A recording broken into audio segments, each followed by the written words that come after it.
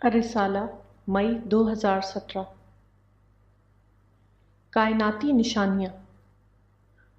قرآن کی ایک آیت ان الفاظ میں آئی ہے، وَكَأَيٍّ مِّنْ آیَةٍ فِي السَّمَاوَاتِ وَالْأَرْضِ يَمُرُّونَ عَلَيْهَا وَهُمْ عَنْهَا مُعْرِضُونَ، یعنی آسمانوں اور زمین میں کتنی ہی نشانیاں ہیں جن پر ان کا گزر ہوتا رہتا ہے اور وہ ان پر دھیان نہیں کرتے۔ اس آیت میں زمین و آسمان سے مراد وہ عالم ہے جس کو کائنات کہا جاتا ہے۔ آیات سے مراد نشانیاں یعنی سائنس ہیں۔ اصل یہ ہے کہ کائنات میں جو چیزیں ہیں ان سب کی تخلیق اس طرح کی گئی ہے کہ ہر چیز انسان کے لیے عملاً ایک سبق بن گئی ہے۔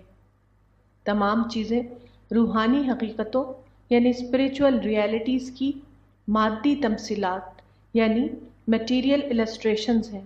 انسان کو چاہیے کہ وہ ان سے نصیحت لے اور اپنے آپ کو خدا کے راستے پر قائم رکھے۔ مثلاً وسیع خلا میں ستاروں کی گردش اس بات کی تمثیل ہے کہ اجتماعی زندگی میں لوگوں کو اپنی سرگرمیاں اس طرح جاری کرنا چاہیے جس میں ایک دوسرے کے ساتھ ٹکراؤ پیش نہ آئے۔ گلاب کا درخت بتاتا ہے کہ اگر تم کانٹوں کے پڑوس میں ہو تب بھی تم پھول بن کر رہنا سیکھو۔ ہرا بھرا درخت بتاتا ہے کہ تم اپنے آپ کو جمود یعنی اسٹیگنیشن سے بچاؤ، بلکہ ہمیشہ اپنے آپ کو ترقی دیتے رہو۔ شہد کی مکھی اس معاملے میں ایک انوکھی مثال ہے۔ شہد کی مکھی پہاڑوں اور جنگلوں میں اڑتی ہے، وہاں مختلف قسم کی چیزیں ہیں، لیکن شہد کی مکھی صرف پھول پر جا کر بیٹھ جاتی ہے اور پھر خاموشی کے ساتھ پھول سے اس کا نیکٹر نکالتی ہے اور اڑ جاتی ہے۔ اس طرح کی ایک مثال دودھ دینے والے جانور ہیں۔ دودھ دینے والے جانوروں کو انسان گھاس اور درخت کی پتیاں کھلاتا ہے، لیکن دودھ دینے والے جانور انسان کو اس کے بدلے میں جو چیز لوٹاتے ہیں وہ دودھ ہے۔ اس طرح دودھ دینے والے جانور یہ سبق دے رہے ہیں کہ دوسرا شخص تم کو خواہ گھاس دے مگر تم اس کو اس کے جواب میں دودھ کا تحفہ لوٹاؤ۔ ایمان بالغیب۔ قرآن میں ہدایت یافتہ لوگوں کی یہ صفت بیان کی گئی ہے کہ وہ غیب پر ایمان رکھنے والے ہوتے ہیں۔ البقرہ۔ اس کے مطابق ہدایت یافتہ لوگوں کی پہچان یہ ہے کہ وہ غیب پر ایمان رکھنے والے بن جائیں۔ یہاں ایمان سے مراد لفظی اقرار نہیں ہے، بلکہ اس کا مطلب یہ ہے کہ آدمی کو غیب کے اوپر پورا یقین حاصل ہو جائے۔ یہ یقین کسی آدمی کو کس طرح حاصل ہوتا ہے؟ وہ اس وقت حاصل ہوتا ہے جب کہ آدمی اس معاملے میں مطالعہ اور تدبر کا طریقہ اختیار کرے، اس موضوع پر اس کا سنجیدہ غور و فکر اتنا بڑھا ہوا ہو کہ وہ اس کے نزدیک یقینی علم کا درجہ حاصل کر لے۔ گویا کہ ایمان بالغیب ایک عمل یعنی پروسیس کے نتیجے میں حاصل ہوتا ہے۔ آدمی پہلے غیبی حقیقت کو دریافت کرتا ہے، پھر یہ دریافت ترقی کر کے اس کے لیے یقین کا درجہ حاصل کر لیتی ہے۔ اس کے بعد آدمی کو وہ اعلیٰ معرفت حاصل ہوتی ہے جس کو ایمان بالغیب کہا گیا ہے۔ ایمان کسی قسم کے تلفظ کلمہ کا نام نہیں ہے، بلکہ وہ گہرے تدبر کے ذریعے حاصل ہونے والی معرفت کا نام ہے۔ جب کوئی آدمی اس معرفت کے درجے تک پہنچتا ہے تو غیب اس کے لیے شہود بن جاتا ہے۔ وہ تخلیق میں خالق کو دریافت کر لیتا ہے۔ جب کسی آدمی کو یہ معرفت حاصل ہوتی ہے تو اس کے ساتھ ہی وہ جان لیتا ہے کہ تخلیق کا مقصد کیا ہے، اور اس مقصد تخلیق کے مطابق اس کو دنیا میں کس طرح کی زندگی گزارنا ہے، اس کی ذمہ داریاں کیا ہیں اور اس کے حقوق کیا۔ وہ زندگی کی معنویت کو بھی جان لیتا ہے اور موت کی معنویت کو بھی۔ اس کو دنیا اور آخرت دونوں کی حقیقت کا گہرا علم حاصل ہو جاتا ہے۔ اس معرفت یعنی ریئلائزیشن کے نتیجے میں جو انسان بنتا ہے اسی انسان کا نام مومن ہے۔ مومن ایک تخلیقی انسان یعنی کریٹو پرسن ہوتا ہے۔ اس سے کم کسی چیز کو مومن یا ایمان سمجھنا مومن اور ایمان دونوں کا کم تر اندازہ ہے۔ انسان کا المیہ۔ انسان سے یہ مطلوب ہے کہ وہ جنت کا طالب بنے، وہ آخری حد تک جنت کا خواہش مند بن جائے، لیکن عملاً ایسا نہیں ہوتا۔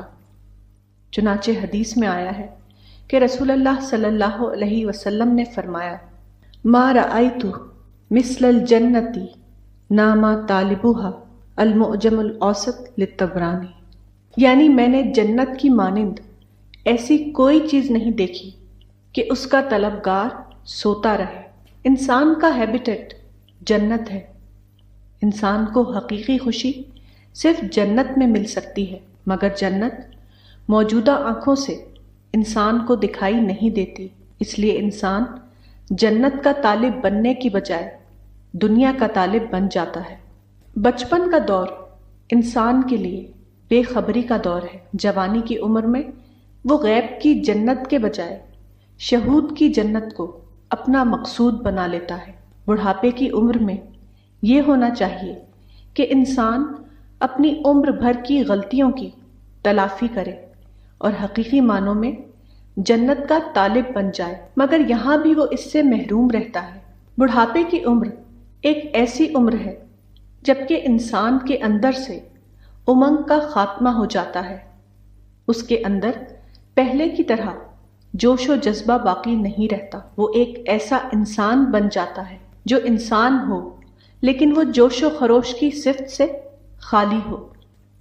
انسان کی یہ حالت دوبارہ بڑھاپے کی عمر میں بھی اس کو جنت کا طالب بننے سے محروم کر دیتی ہے۔ اس کی ساری توجہ اس میں لگ جاتی ہے کہ وہ اپنے آپ کو سنبھالے، اپنی بقیہ عمر کو کسی نہ کسی طرح گزار دے۔ یہی تقریباً ہر انسان کی کہانی ہے۔ ہر انسان اپنی فطرت کے اعتبار سے اس طرح پیدا کیا گیا ہے کہ وہ جنت کا طالب بنے، وہ جنت کو اپنا منزل مقصود بنائے، لیکن مختلف اسباب سے وہ اپنی پوری عمر غفلت میں گزار دیتا ہے۔ وہ اپنی عمر کے پہلے حصے میں بھی جنت سے غافل رہتا ہے اور اپنی عمر کے آخری حصے میں بھی۔ جنت کیا ہے؟ جنت ہر انسان کے لیے ایک معلوم چیز ہے۔ ہر انسان اپنی پیدائش کے اعتبار سے معیار پسند یعنی پرفیکشنسٹ ہوتا ہے۔ اپنے اس پیدائشی مزاج کی بنا پر ہر آدمی اپنی پسند کی دنیا یعنی ڈیزائرڈ ورلڈ کی تلاش میں رہتا ہے، لیکن ہر انسان آخر کار اس دریافت تک پہنچتا ہے کہ اس کی پسند کی دنیا یہاں موجود نہیں۔ انسان کی فطرت اور خارجی دنیا کے درمیان یہ عدم مطابقت یعنی ڈسپیرٹی ایک سوراخ کلو ہے۔ آدمی اگر اس سوراخ پر غور کرے تو وہ یقیناً اس دنیا میں ایک دریافت تک پہنچے گا۔ وہ یہ ہے کہ خالق کی تخلیق جب پوری کائنات میں مکمل ہے تو انسان کی زندگی میں یہ خلل یعنی فلاء کیوں ہے؟ یہی دریافت جنت میں داخلے کا آغاز ہے۔ موجودہ دنیا میں انسان دریافت کے درجے میں جنت میں داخل ہوتا ہے اور آخرت میں وہ واقعہ کے درجے میں جنت میں داخل کیا جائے گا۔ جنت اس انسان کے لیے ہے جو شعور کے اعتبار سے اتنا زیادہ ترقی یافتہ ہو کہ وہ اسی دنیا میں جنت کی معرفت حاصل کر لے۔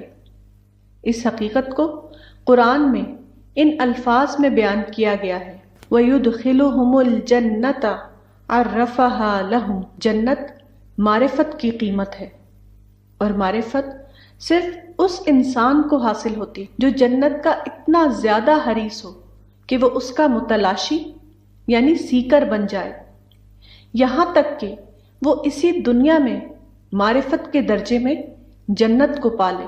جنت کامل معنوں میں ایک مثبت دنیا یعنی پازیٹیو ورلڈ ہے۔ جنت کی معرفت کی پہچان یہ ہے کہ آدمی مکمل معنوں میں مثبت سوچ یعنی پازیٹیو تھنکنگ کا حامل بن جائے، دوسرے انسانوں کے لیے کسی بھی درجے میں اس کے اندر نفرت کا جذبہ باقی نہ رہے، وہ جتنا زیادہ حریص اپنے خیر کے لیے ہے اتنا ہی زیادہ حریص وہ دوسروں کے خیر کے لیے بھی بن جائے۔ منفی سوچ یعنی نیگیٹو تھنکنگ جہنمی کلچر کی پہچان ہے اور مثبت سوچ جنتی کلچر کی پہچان۔ حفاظت دین۔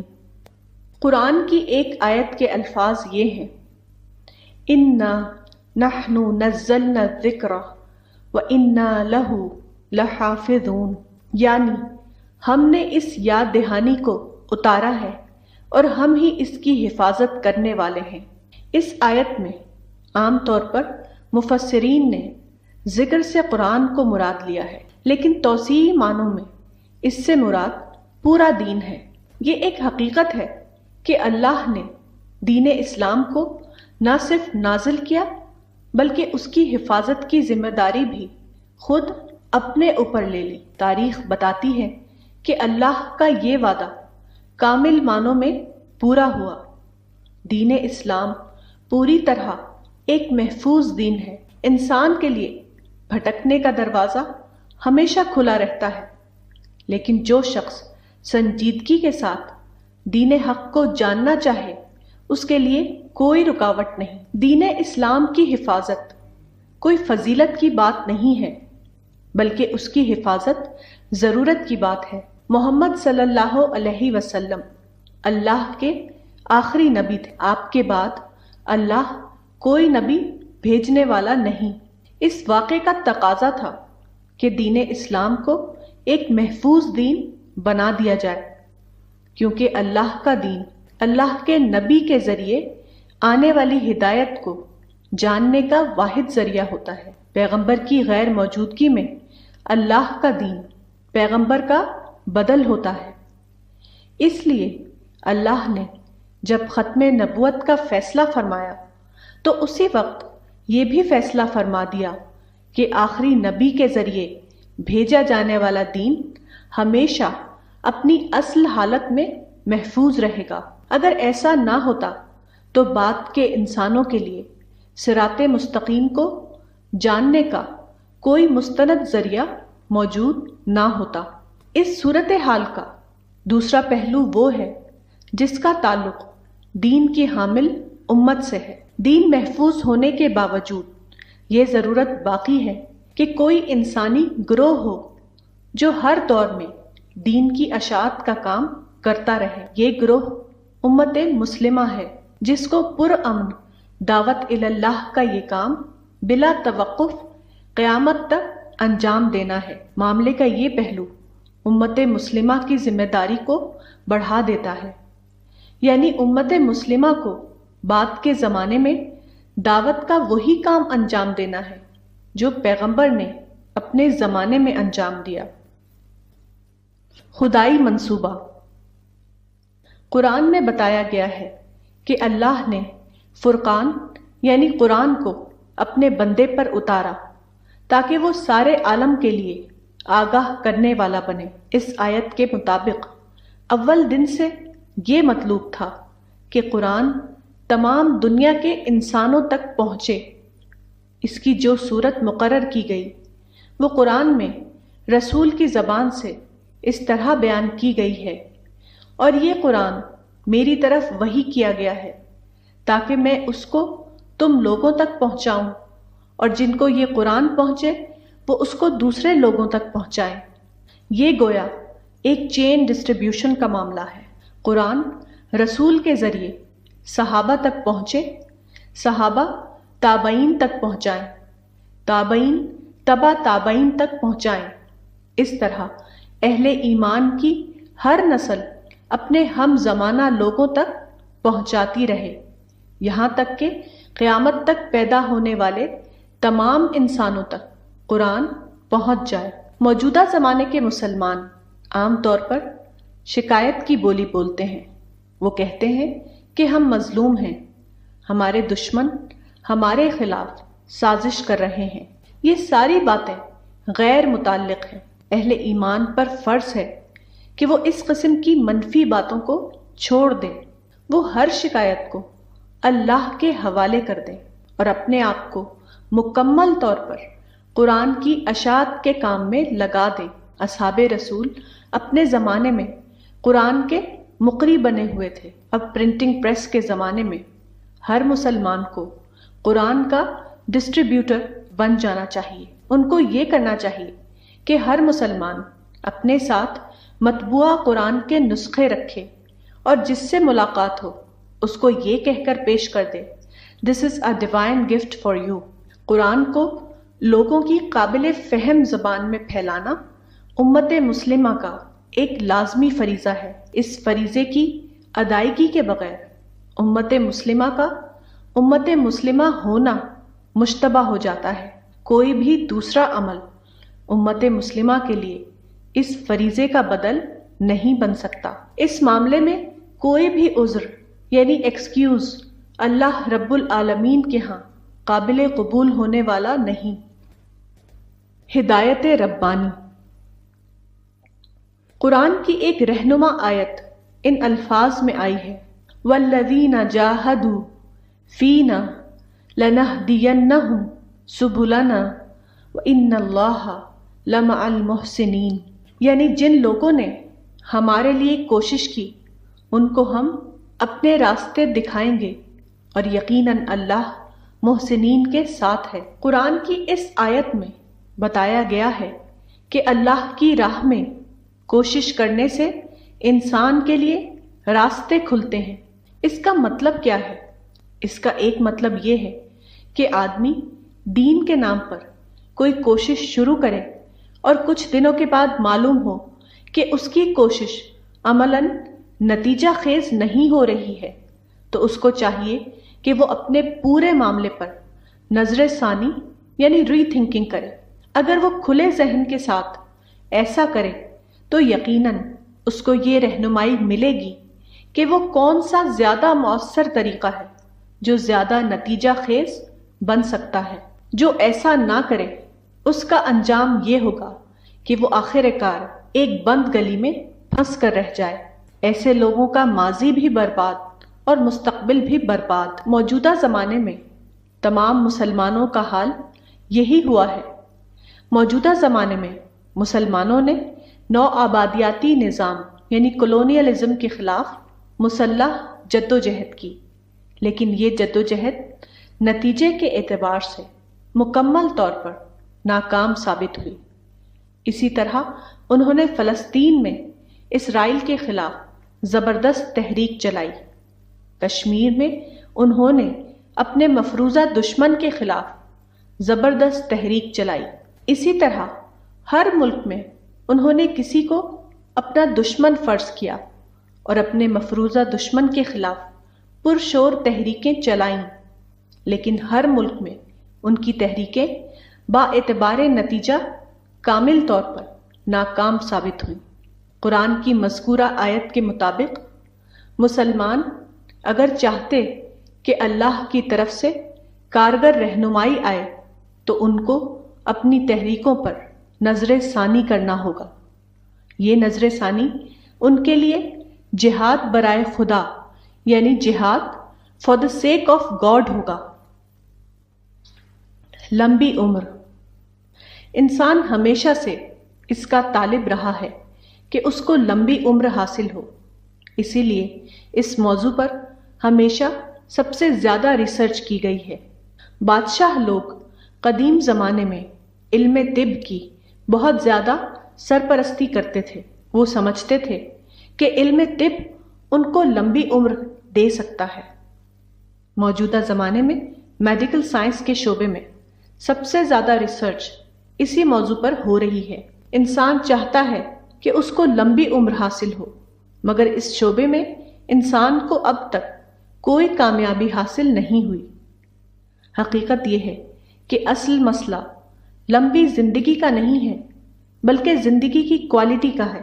بالفرض انسان کو لمبی عمر مل جائے اور زندگی کی کوالٹی میں بہتری نہ ہو تو لمبی عمر کا کوئی فائدہ نہیں۔ موجودہ حالت میں لمبی عمر انسان کے لیے صرف اس کے مسائل میں اضافہ کرے گی، وہ اس کے مسائل کو حل کرنے والی نہیں۔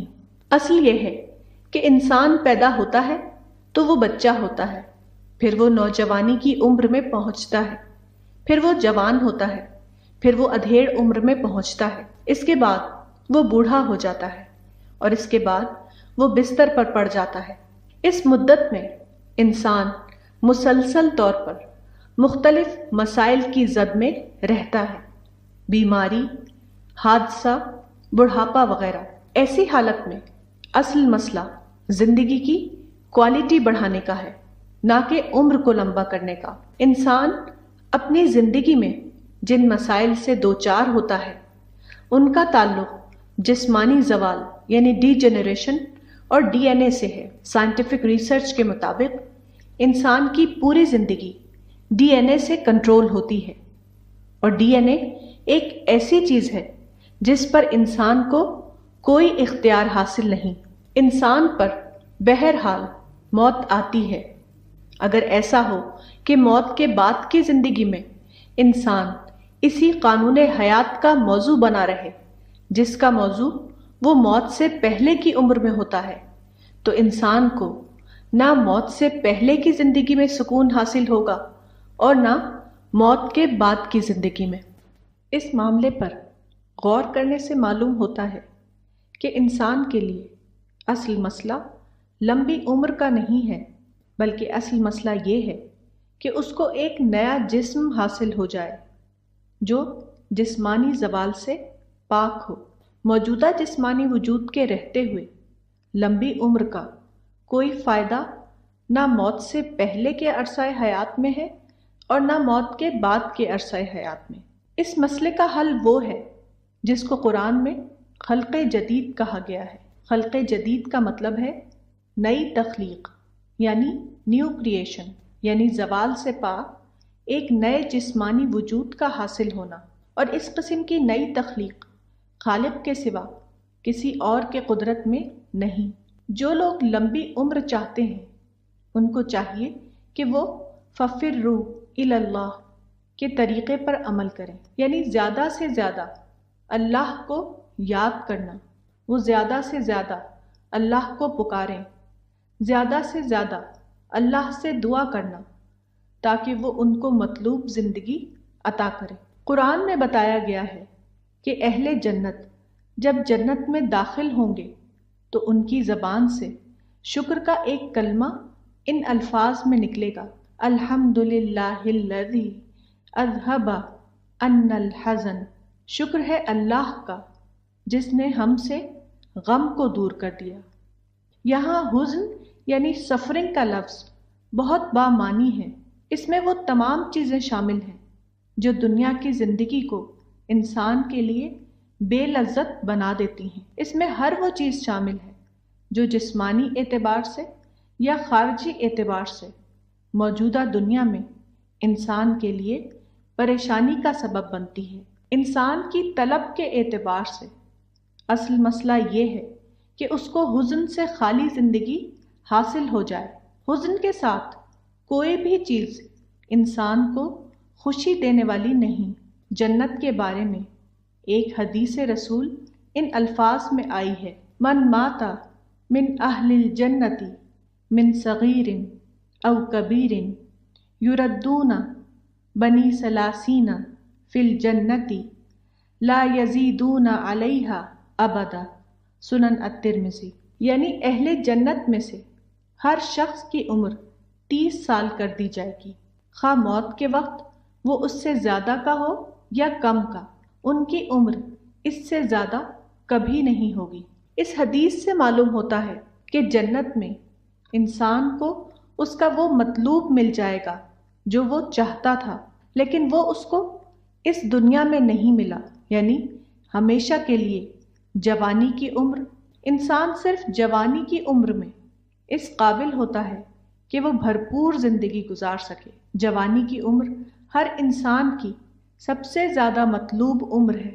انسان کا یہ مطلوب موت سے پہلے کے عرصہ حیات میں اس کو نہیں ملتا، لیکن موت کے بعد کے عرصہ حیات میں اس کو یہ مطلوب اعلیٰ صورت میں حاصل ہو جائے گا۔ جنت کے بارے میں ایک لمبی حدیث آئی ہے، اس کا ایک حصہ یہ ہے: اذا صار اہل الجنت الی الجنہ اتی بالموت حتی یجعل بین الجنت والنار ثم یذبح ثم ینادی مناد یا اہل الجنت لا موت فیزداد اہل الجنت فرحا الی فرحہم۔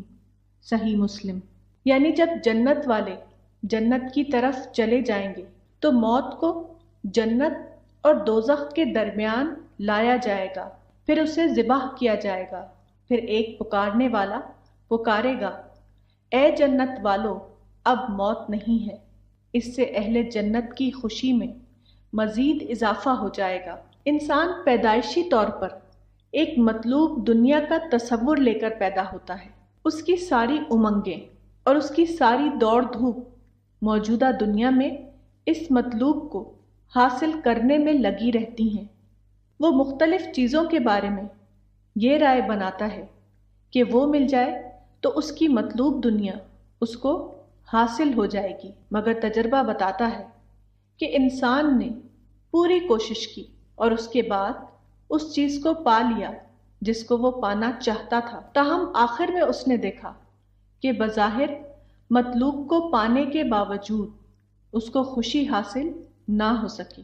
مثلاً اس نے مال حاصل کرنا چاہا اور لمبی کوشش کے بعد اس نے مال حاصل کر لیا، لیکن مال اس کو اس کی مطلوب خوشی نہ دے سکا۔ اسی طرح کچھ لوگوں نے سیاسی اقتدار کو اپنا نشانہ بنایا اور آخر کار سیاسی اقتدار حاصل کر لیا، لیکن اب اس کو معلوم ہوا کہ سیاسی اقتدار اس کو وہ چیز نہیں دے رہا ہے جو اس کا اصل مطلوب تھا۔ حقیقت یہ ہے کہ انسان کی کامیابی صرف یہ ہے کہ وہ اپنے رب کو اور پھر جنت کو پالے، اس کے سوا کوئی اور چیز اس کو حقیقی خوشی دینے والی نہیں۔ ہار جیت کا دن۔ قرآن کی سورہ نمبر 64 میں بتایا گیا ہے کہ قیامت کا دن یوم التغابن ہوگا، یعنی ہار جیت، لاس اینڈ گین کا دن۔ ہار اور جیت ہمیشہ دو فریقوں یعنی پارٹیز کے درمیان ہوتی ہے، پھر قیامت کی یہ ہار جیت کن دو فریقوں کے درمیان ہوگی؟ اس سوال کا جواب ایک اور آیت بعضکم لبعض عدو میں ملتا ہے۔ اس کے مطابق یہ ہار جیت انسان اور ابلیس کے درمیان ہوگی۔ زرتشت نے کہا تھا کہ دنیا خیر و شر کی طاقتوں کے درمیان مسلسل جنگ کا میدان ہے۔ The world is a perpetual battleground between good and evil forces۔ لیکن تخلیقی منصوبے کے مطابق زیادہ صحیح بات یہ ہے دنیا انسان اور ابلیس کے درمیان مسلسل مقابلہ آرائی کا میدان ہے۔ The world is a perpetual battleground between man and Satan۔ قرآن کے مطابق موجودہ دنیا امتحان گاہ یعنی ٹیسٹنگ گراؤنڈ ہے۔ اس امتحان میں ایک طرف ابلیس اور اس کا لشکر ہے جو مسلسل طور پر یہ کوشش کر رہا ہے کہ انسان کو خدا کے راستے سے ہٹا کر نفس کے راستے پر ڈال دے۔ اب جو انسان خدا کے راستے کو چھوڑ کر اپنے نفس کے راستے پر چلنے لگے وہ شیطان کے مقابلے میں ہار گیا۔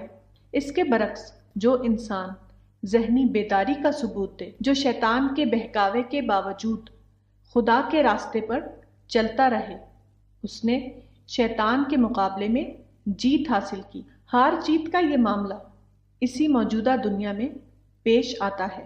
قیامت کے دن صرف اس کا اظہار ہوگا۔ مثلاً آپ کو کسی نے مشتعل کر دیا، اب اگر آپ امن پر قائم رہے تو آپ جیت گئے، اور اگر آپ بھڑک کر تشدد پر اتر آئے تو آپ ہار گئے۔ اگر آپ کو کسی کی بات بری لگ گئی اور آپ نے اس کو نظر انداز کر دیا تو آپ جیت گئے، اور اگر آپ غصے ہو کر اس سے نفرت کرنے لگے تو آپ ہار گئے۔ اگر مقابلے کی اس دنیا میں آپ پیچھے ہو گئے اور آپ نے اپنے پچھڑے پن کا ذمہ دار خود کو بتایا تو آپ جیت گئے، اور اگر آپ نے پچھڑے پن کا سبب یہ قرار دیا کہ ایسا دوسروں کی سازش یعنی کانسپریسی کی بنا پر ہوا تو آپ ہار گئے۔ اگر کسی نے آپ کے اوپر حملہ کرنا چاہا اور آپ نے اس کو مینج کر لیا اور جنگ کی نوبت نہ آنے دی تو آپ جیت گئے، اور اگر آپ رد عمل یعنی ری ایکشن کا شکار ہو کر اس سے لڑنے لگے تو آپ ہار گئے۔ انسان اور ابلیس کے درمیان یہ جنگ ساری عمر جاری رہتی۔ یہی وہ معاملہ ہے جس کے بارے میں انسان کو سب سے زیادہ ہوشیار رہنا چاہیے۔ ان مواقع پر جو شخص جیت گیا آخرت میں وہ فرشتوں کی صحبت میں جگہ پائے گا، اور جو شخص شیطان کے بہکاوے کا شکار ہو جائے اس کا وہ انجام ہوگا جو قرآن میں ان الفاظ میں بتایا گیا ہے۔ اللہ نے ابلیس سے خطاب کرتے ہوئے کہا تھا، لمن تبعک منہم لأملأن جہنم منکم اجمعین، یعنی انسانوں میں سے جو کوئی تیری راہ پر چلے گا تو میں تم سب سے جہنم کو بھر دوں گا۔ اسلام مکمل ضابطۂ حیات۔ اسلام مکمل ضابطۂ حیات یعنی کمپلیٹ سسٹم آف لائف ہے۔ یہ بات درست بھی ہے اور نادرست بھی۔ اگر اس بات کو اختیاری پیروی یعنی فالوئنگ کے معنی میں لیا جائے تو بلا شبہ وہ درست ہے۔ اس کے برعکس اگر اس کو نفاذ یعنی انفورسمنٹ کے معنی میں لیا جائے تو یقیناً وہ ایک نادرست بیان ہے جس کا قرآن و سنت سے کوئی تعلق نہیں۔ مثلا قرآن میں ہے، یا ایہا الذین آمنوا اتقوا اللہ وقولوا قولا سدیدا، یعنی اے ایمان والو اللہ سے ڈرو اور درست بات کہو۔ اس آیت کا مطلب یہ ہے کہ فرد مومن کو چاہیے کہ وہ جب بولے تو صحیح بات بولے، لیکن اگر اس آیت کا مطلب یہ بتایا جائے کہ ایک ایسا سیاسی نظام قائم کرو جس میں لوگوں کو مجبور کر دیا جائے کہ صرف درست بات بولنا ہے، نادرست بات ہرگز نہیں بولنا ہے، تو آیت کا یہ مفہوم ایک خود ساختہ مفہوم ہوگا جس کا قرآن سے کوئی تعلق نہیں۔ اسی طرح مثلا قرآن میں ایک حکم ان الفاظ میں آیا ہے، وَإِذَا قُلْتُمْ فَعْدِلُوا، یعنی اور جب تم بولو تو انصاف کی بات بولو۔ قرآن کی اس آیت میں ایک انفرادی حکم دیا گیا ہے، یعنی ایک فرد مومن کو چاہیے کہ جب وہ بولے تو ہمیشہ سچی بات بولے، وہ کبھی جھوٹ نہ بولے۔ لیکن اگر قرآن کی اس آیت کا مطلب یہ بتایا جائے کہ اے مسلمانوں تم ایک ایسا سیاسی نظام قائم کرو جس میں لوگوں کو بذریعہ طاقت اس بات کا پابند کیا جائے کہ وہ ہمیشہ سچ بولیں، وہ کبھی جھوٹ نہ بولیں، تو یہ اس آیت کا ایک خود ساختہ مفہوم ہوگا جس کا قرآن کی اس آیت سے کوئی تعلق نہیں۔ اسی طرح قرآن کی ایک آیت ان الفاظ میں آئی ہے، ان اقیموا الدین، یعنی تم الدین کی پیروی کرو۔ یہ آیت ہر فرد مسلم کو یہ حکم دے رہی ہے کہ وہ اپنی زندگی میں خدا کے بتائے ہوئے دین پر چلے۔ اس کے برعکس اگر اس آیت کا مطلب یہ بتایا جائے کہ دین کا مطلب اسٹیٹ ہے اور اہل اسلام کا یہ فرض ہے کہ وہ اس دینی اسٹیٹ کو بزور زمین پر قائم یعنی اسٹیبلش کریں اور لوگوں کو مجبور کریں کہ وہ اس سے انحراف نہ کرنے پائیں۔ اگر کچھ لوگ اس آیت کا یہ مطلب بتائیں تو یہ بلا شبہ آیت کا ایک خود ساختہ مفہوم ہوگا۔ اس قسم کے مفہوم کا قرآن کی اس آیت سے کوئی تعلق نہیں۔ اسلام یقیناً مکمل ضابطۂ حیات ہے، مگر وہ مکمل ضابطہ انفرادی زندگی میں اختیاری پیروی کے معنی میں ہے، نہ کہ حکومت کی طاقت سے سسٹم یعنی سوشیو پولیٹیکل سسٹم کے نفاذ کے معنی میں۔ اسلام کا نشانہ یہ نہیں ہے کہ حاکمانہ طاقت سے کوئی سیاسی اور سماجی نظام قائم کیا جائے جس میں لوگوں کو مجبور کیا جا سکے کہ وہ اپنی زندگیوں میں صرف دین خداوندی کی اطاعت کریں، ان کو اس سے انحراف کی اجازت نہ ہو۔ اس کے برعکس اسلام کا نشانہ یہ ہے کہ ہر فرد کے اندر یہ شعور پیدا کیا جائے کہ وہ اللہ سے محبت کرے اور اللہ کا تقوی اختیار کرے۔ اسی اسپرٹ کو قرآن میں الربانیہ کہا گیا ہے۔ قرآن کا نشانہ یہ ہے کہ ہر فرد کے اندر یہ ربانی اسپرٹ پیدا کی جائے تاکہ وہ اپنی زندگی کے ہر معاملے میں اس ربانی اسپرٹ کی تعمیل کرے، وہ جہاں بھی ہو، جس حال میں بھی ہو، اس ربانی اسپرٹ پر اپنے کو قائم رکھے۔ اسلام کی تعلیم کے مطابق موجودہ دنیا دارالامتحان ہے، وہ دارالنفاذ یعنی پلیس آف انفورسمنٹ نہیں۔ موجودہ دنیا میں ہر عورت اور ہر مرد کا امتحان یعنی ٹیسٹ لیا جا رہا ہے کہ وہ اپنے اختیار کو اللہ کے مقرر کردہ صراط مستقیم پر چلنے میں استعمال کرتا ہے یا اس سے انحراف کرنے میں۔ امتحان کی اسی مصلحت کی بنا پر موجودہ دنیا میں انسان کو کامل آزادی دی گئی ہے تاکہ جو چاہے مانے اور جو چاہے انکار کرے۔ اس حقیقت کو قرآن میں ان الفاظ میں بیان کیا گیا ہے، وَقُلِ الْحَقُّ مِن رَبِّكُمْ فَمَنْ شَاءَ فَلْيُؤْمِنْ وَمَنْ شَاءَ فَلْيَكْفُرْ، یعنی اور کہو کہ یہ حق ہے تمہارے رب کی طرف سے، بس جو شخص چاہے اسے مانے اور جو شخص چاہے نہ مانے۔ دوسری جگہ فرمایا لست علیہم بمسیطر، یعنی تم ان پر داروغہ نہیں۔ اس لیے قرآن میں ایک اصولی حکم کے طور پر یہ فرمایا لا اکراہ فی الدین قد تبین الرشد من الغی فمن یکفر بالطاغوت ویؤمن باللہ فقد استمسک بالعروۃ الوثقی لا انفصام لها واللہ سمیع علیم، یعنی دین کے معاملے میں کوئی زبردستی نہیں، ہدایت گمراہی سے الگ ہو چکی ہے، بس جو شخص طاغوت یعنی شیطان کا انکار کرے اور اللہ پر ایمان لائے اس نے مضبوط حلقہ پکڑ لیا جو ٹوٹنے والا نہیں، اور اللہ سننے والا جاننے والا ہے۔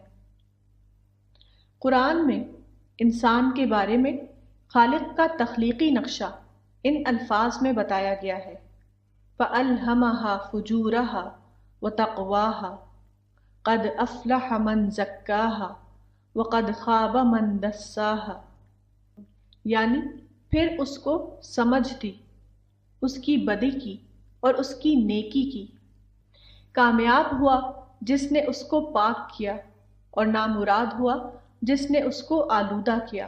خالق کے اس تخلیقی نقشے کے مطابق ہر عورت اور مرد کو اس کے خالق نے مکمل آزادی دی ہے، اس کو یہ موقع دیا ہے کہ وہ اپنے اختیار کے مطابق سوچے اور اس پر عمل کرے۔ یہ تخلیقی نقشہ فطری طور پر ہر ایک کے لیے آزادی کا تقاضا کرتا ہے، اس کے مطابق ضابطۂ حیات مکمل ہو یا غیر مکمل، ہر حال میں وہ انسان کے لیے فریڈم آف چوائس کا معاملہ ہے، نہ کہ کسی اور کی طرف سے جبری نفاذ یعنی کمپلسری امپوزیشن کا معاملہ۔ جبری نفاذ کا تصور اس معاملے میں تخلیق کے نظام میں مداخلت کے ہم معنی ہے، جو خلاف فطرت ہونے کی بنا پر کبھی ورک کرنے والا نہیں۔ معکوس نتیجہ، مکمل ضابطۂ حیات کے نظریے کا نتیجہ ہمیشہ معکوس صورت میں نکلے گا۔ مکمل ضابطہ عملاً نامکمل ضابطہ بن کر رہ جائے گا۔ اسلام جو اپنی حقیقت کے اعتبار سے خیر خواہی کا مذہب ہے، وہ عملاً نفرت اور دشمنی کا مذہب بن کر رہ جائے گا۔ جب آپ کہیں کہ اسلام مکمل ضابطۂ حیات یعنی کمپلیٹ سسٹم آف لائف ہے، تو فوراً ایک سوال ذہن میں آتا ہے کہ نظام یعنی سسٹم پر عملاً ہمیشہ کسی گروہ کا قبضہ ہوتا ہے۔ وہ اپنی مرضی کے مطابق جو قانون یا جو طریقہ حیات پسند کرتا ہے اس کو وہ رائج کیے ہوئے ہوتا ہے۔ ایسی حالت میں اس قسم کا ذہن فوراً یہ سوچتا ہے کہ مکمل ضابطۂ حیات کو عملاً رائج کرنے کے لیے ضروری ہے کہ زندگی کے نظام پر اس کا مکمل کنٹرول ہو۔ یہی کام اس کو پہلا کام نظر آتا ہے۔ پھر اس کو دکھائی دیتا ہے کہ اس مکمل کنٹرول کے لیے ضروری ہے کہ حکومت کی باغیں کسی اور کے قبضے میں نہ ہوں بلکہ خود اس کے قبضے میں ہوں۔ یہاں سے یہ ذہن بنتا ہے کہ اگر اسلام کو مکمل ضابطۂ حیات کے طور پر رائج کرنا ہے تو ہم کو زندگی کے نظام پر مکمل غلبہ حاصل کرنا ہوگا۔ اس طرح ذہن کی توجہ تمام تر اس طرف چلی جاتی ہے کہ اقتدار کی باغیں کسی اور کے ہاتھ میں نہ ہوں بلکہ آپ کے ہاتھ میں ہوں۔ پھر فطری طور پر یہ ہوتا ہے کہ یہی تصور آدمی کے دماغ پر پوری طرح چھا جاتا ہے۔ پھر فطری طور پر یہ ہوتا ہے کہ اصلاح ذات کا تصور پہلے ثانوی درجہ یعنی سیکنڈری پوزیشن میں چلا جاتا ہے، اور پھر بالآخر رفتہ رفتہ یہ ہوتا ہے کہ اصلاح ذات کا معاملہ ایک رسمی معاملہ بن کر رہ جاتا ہے۔ ذہن پر جو چیز چھا جاتی ہے وہ نظام یعنی سسٹم کو بدلنا ہے، نہ کہ اپنی ذات کو بدلنا۔ اس اعتبار سے اگر دیکھیے تو معلوم ہوگا کہ مکمل ضابطۂ حیات کا نظریہ عملاً معکوس نتیجے کا سبب بن جاتا ہے۔ یعنی اس نظریے کے نتیجے میں جو چیز ملتی ہے وہ نفرت، جہاں تک نظام زندگی کا تعلق ہے وہ نہ مکمل معنوں میں حاصل ہوتا ہے اور نہ نامکمل معنوں میں۔ حقیقت یہ ہے کہ مکمل ضابطہ حیات کا تصور کہنے کے اعتبار سے بظاہر جتنا خوبصورت معلوم ہوتا ہے، عملی نتیجے کے اعتبار سے وہ اتنا ہی زیادہ غلط ہے۔ مکمل ضابطہ، نامکمل اسلام۔ میری ملاقات ایک تعلیم یافتہ عرب سے ہوئی۔ وہ اسلام کی انقلابی تعبیر سے متاثر تھے۔ گفتگو کے دوران انہوں نے کہا، اسلام دین کامل و شامل، یعنی اسلام ایک کامل اور جامع دینی نظام ہے۔ موجودہ زمانے میں مسلمانوں کا یہ پسندیدہ نقطہ نظر ہے۔ کچھ لوگ یہ کہیں گے کہ اسلام مکمل ضابطۂ حیات ہے، کچھ اور کہیں گے اسلام is a complete system of life. اس قسم کی تعبیر بظاہر اسلام کی جامع تعبیر ہے، مگر صحیح یہ ہے کہ وہ اسلام کی ایک ناقص تعبیر ہے۔ اس تعبیر کے مطابق اسلام صرف ایک قسم کا مینول بن جاتا ہے۔ مینول خواہ کتنا ہی زیادہ جامع ہو، وہ انسان کے صرف جزئی پہلو کا احاطہ یعنی اسے کور کرے گا۔ مینول خواہ کتنا ہی زیادہ کامل ہو، وہ روبوٹ کے لیے کامل ہو سکتا ہے۔ انسان ایک فکری حیوان یعنی تھنکنگ اینیمل ہے۔ کوئی بھی مینول انسان کے صرف فزیکل پہلو یعنی فزیکل ایسپیکٹ کو کور کرتا ہے، وہ انسان کے عظیم تر انٹلیکچوئل پہلو کا احاطہ نہیں کرتا۔ صحیح یہ ہے کہ اسلام فزیکل معنوں میں کامل مینول نہیں ہے، بلکہ وہ ایک مسلسل تفکیری عمل، کنٹینیوس تھنکنگ پروسیس کے معنی میں مکمل عمل ہے۔ اسلام یہ ہے کہ وہ آدمی کے ذہن یعنی مائنڈ کے لیے ایک فکری طوفان یعنی انٹلیکچوئل اسٹارم بن جائے، وہ آدمی کے اندر مسلسل تفکیری عمل جاری کر دے، وہ آدمی کے اندر ایسی تخلیقیت یعنی کریٹیوٹی پیدا کر دے کہ وہ ہر لمحہ معرفت کے آئٹم دریافت کرتا رہے، اس کی شخصیت کو مسلسل طور پر ربانیت کی غذا یعنی ڈیوائن فوڈ ملتی رہے۔ اس معاملے کو سمجھنے کے لیے قرآن کی ان 2 آیتوں کا مطالعہ کیجیے۔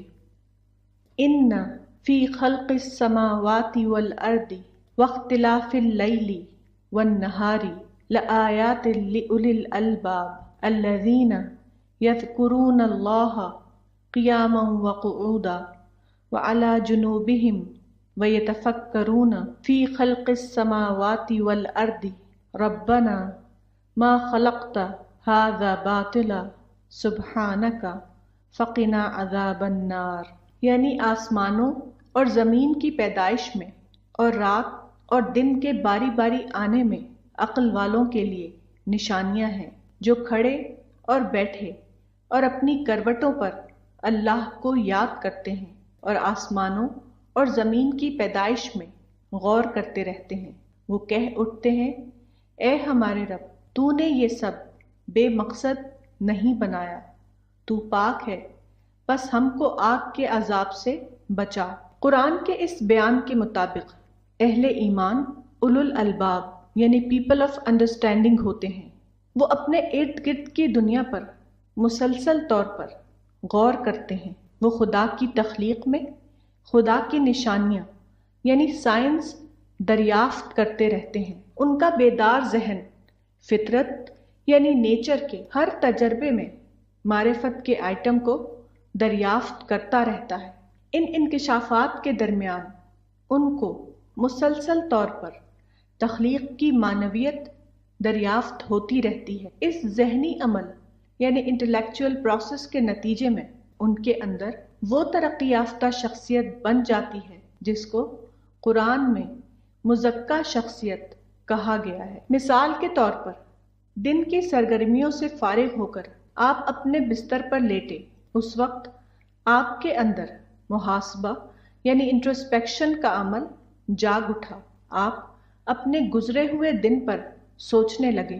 آپ نے دریافت کیا کہ آج کے دن آپ نے کیا صحیح کیا اور کیا غلط کیا۔ اب صحیح کام پر آپ نے اللہ کا شکر ادا کیا اور غلط کام پر آپ کے اندر ندامت یعنی ریپینٹنس کا جذبہ جاگ اٹھا۔ رات کی نماز ادا کرنے کے بعد بستر پر جانے سے پہلے آپ نے اللہ سے معافی مانگی اور یہ عہد کیا کہ آئندہ ایسی غلطی نہیں دہرائیں گے۔ اس طرح سوچتے ہوئے آپ سو گئے، پھر آپ صبح کو اٹھے اور فجر کی نماز ادا کرنے کے بعد اپنے آفس گئے۔ یہاں پر مختلف قسم کے تجربات گزرے۔ ہر تجربے میں آپ کو کوئی ربانی غذا ملی۔ مثلا آپ نے کسی سے ٹیلی فون پر گفتگو کی۔ بعید مواصلات یعنی ڈسٹنٹ کمیونیکیشن کے اس تجربے کے دوران آپ نے دریافت کیا کہ اللہ نے مادہ یعنی میٹر کو انسان کے لیے اس طرح مسخر کر دیا کہ مادہ انسان کے حکم پر اس کے تمام کام انجام دے۔ اس کے بعد آپ اپنے کمرے سے باہر نکلے اور اپنے گھر کے بیرونی حصے میں بیٹھ گئے۔ یہاں آپ نے دیکھا کہ سورج بلند ہو کر اپنی روشنی آپ تک پہنچا رہا ہے، ہوائیں آپ کو آکسیجن سپلائی کر رہی ہیں، بادل سمندر کے نمکین پانی کو ڈی سیلینیٹ کر کے آپ کو میٹھا پانی پہنچا رہے ہیں، زمین کی مٹی یعنی سوائل آپ کے لیے مختلف خوراک اگا رہی ہے وغیرہ۔ اس منظر کو دیکھ کر آپ کا ذہن ٹریگر ہوا۔ آپ مزید سوچنے لگے کہ روڈ پر کاریں دوڑ رہی ہیں۔ اس طرح آپ کے چاروں طرف مذکورہ قسم کی فطری سرگرمیاں یعنی نیچرل ایکٹیویٹیز جاری ہیں۔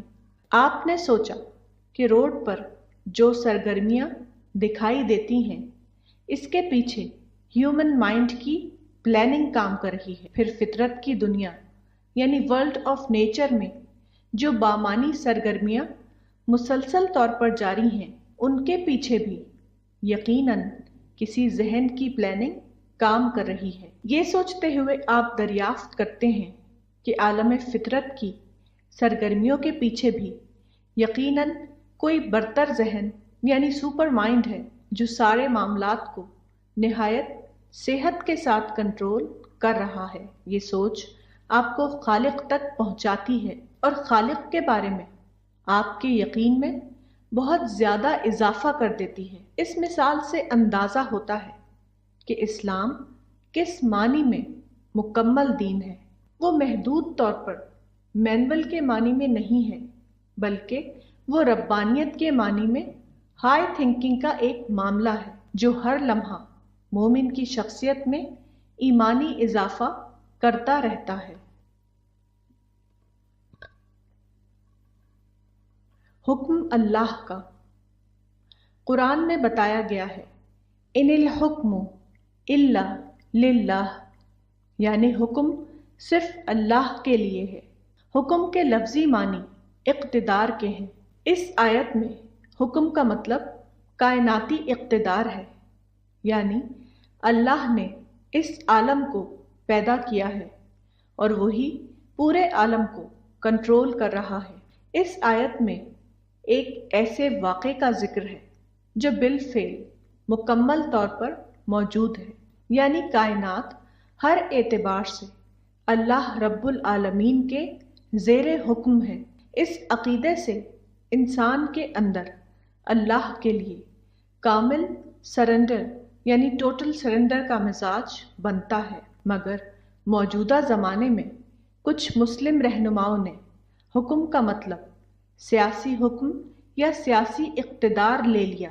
اس طرح مسلمانوں کا مشن یہ قرار پایا کہ وہ تمام انسانوں کے اوپر خدا کی سیاسی حکومت قائم کریں۔ چونکہ عملاً سارے انسانوں کے درمیان خدا کی یا اسلام کی سیاسی حکومت قائم نہ تھی، اس لیے اہل اسلام کا پہلا نشانہ یہ قرار پایا کہ وہ موجودہ ارباب حکومت سے ٹکراؤ کر کے ان کو سیاسی اقتدار سے بے دخل کریں، تاکہ تمام قوموں کے اوپر خدا کی سیاسی حکومت قائم کی جا سکے۔ حکم اللہ کا کے عقیدے کا تقاضا یہ تھا کہ اہل ایمان ہر لمحہ تواضع کی نفسیات میں جئیں، وہ ہر وقت اپنے آپ کو اللہ کا بندہ سمجھ کر زندگی گزاریں، وہ اپنے ہر قول اور فعل میں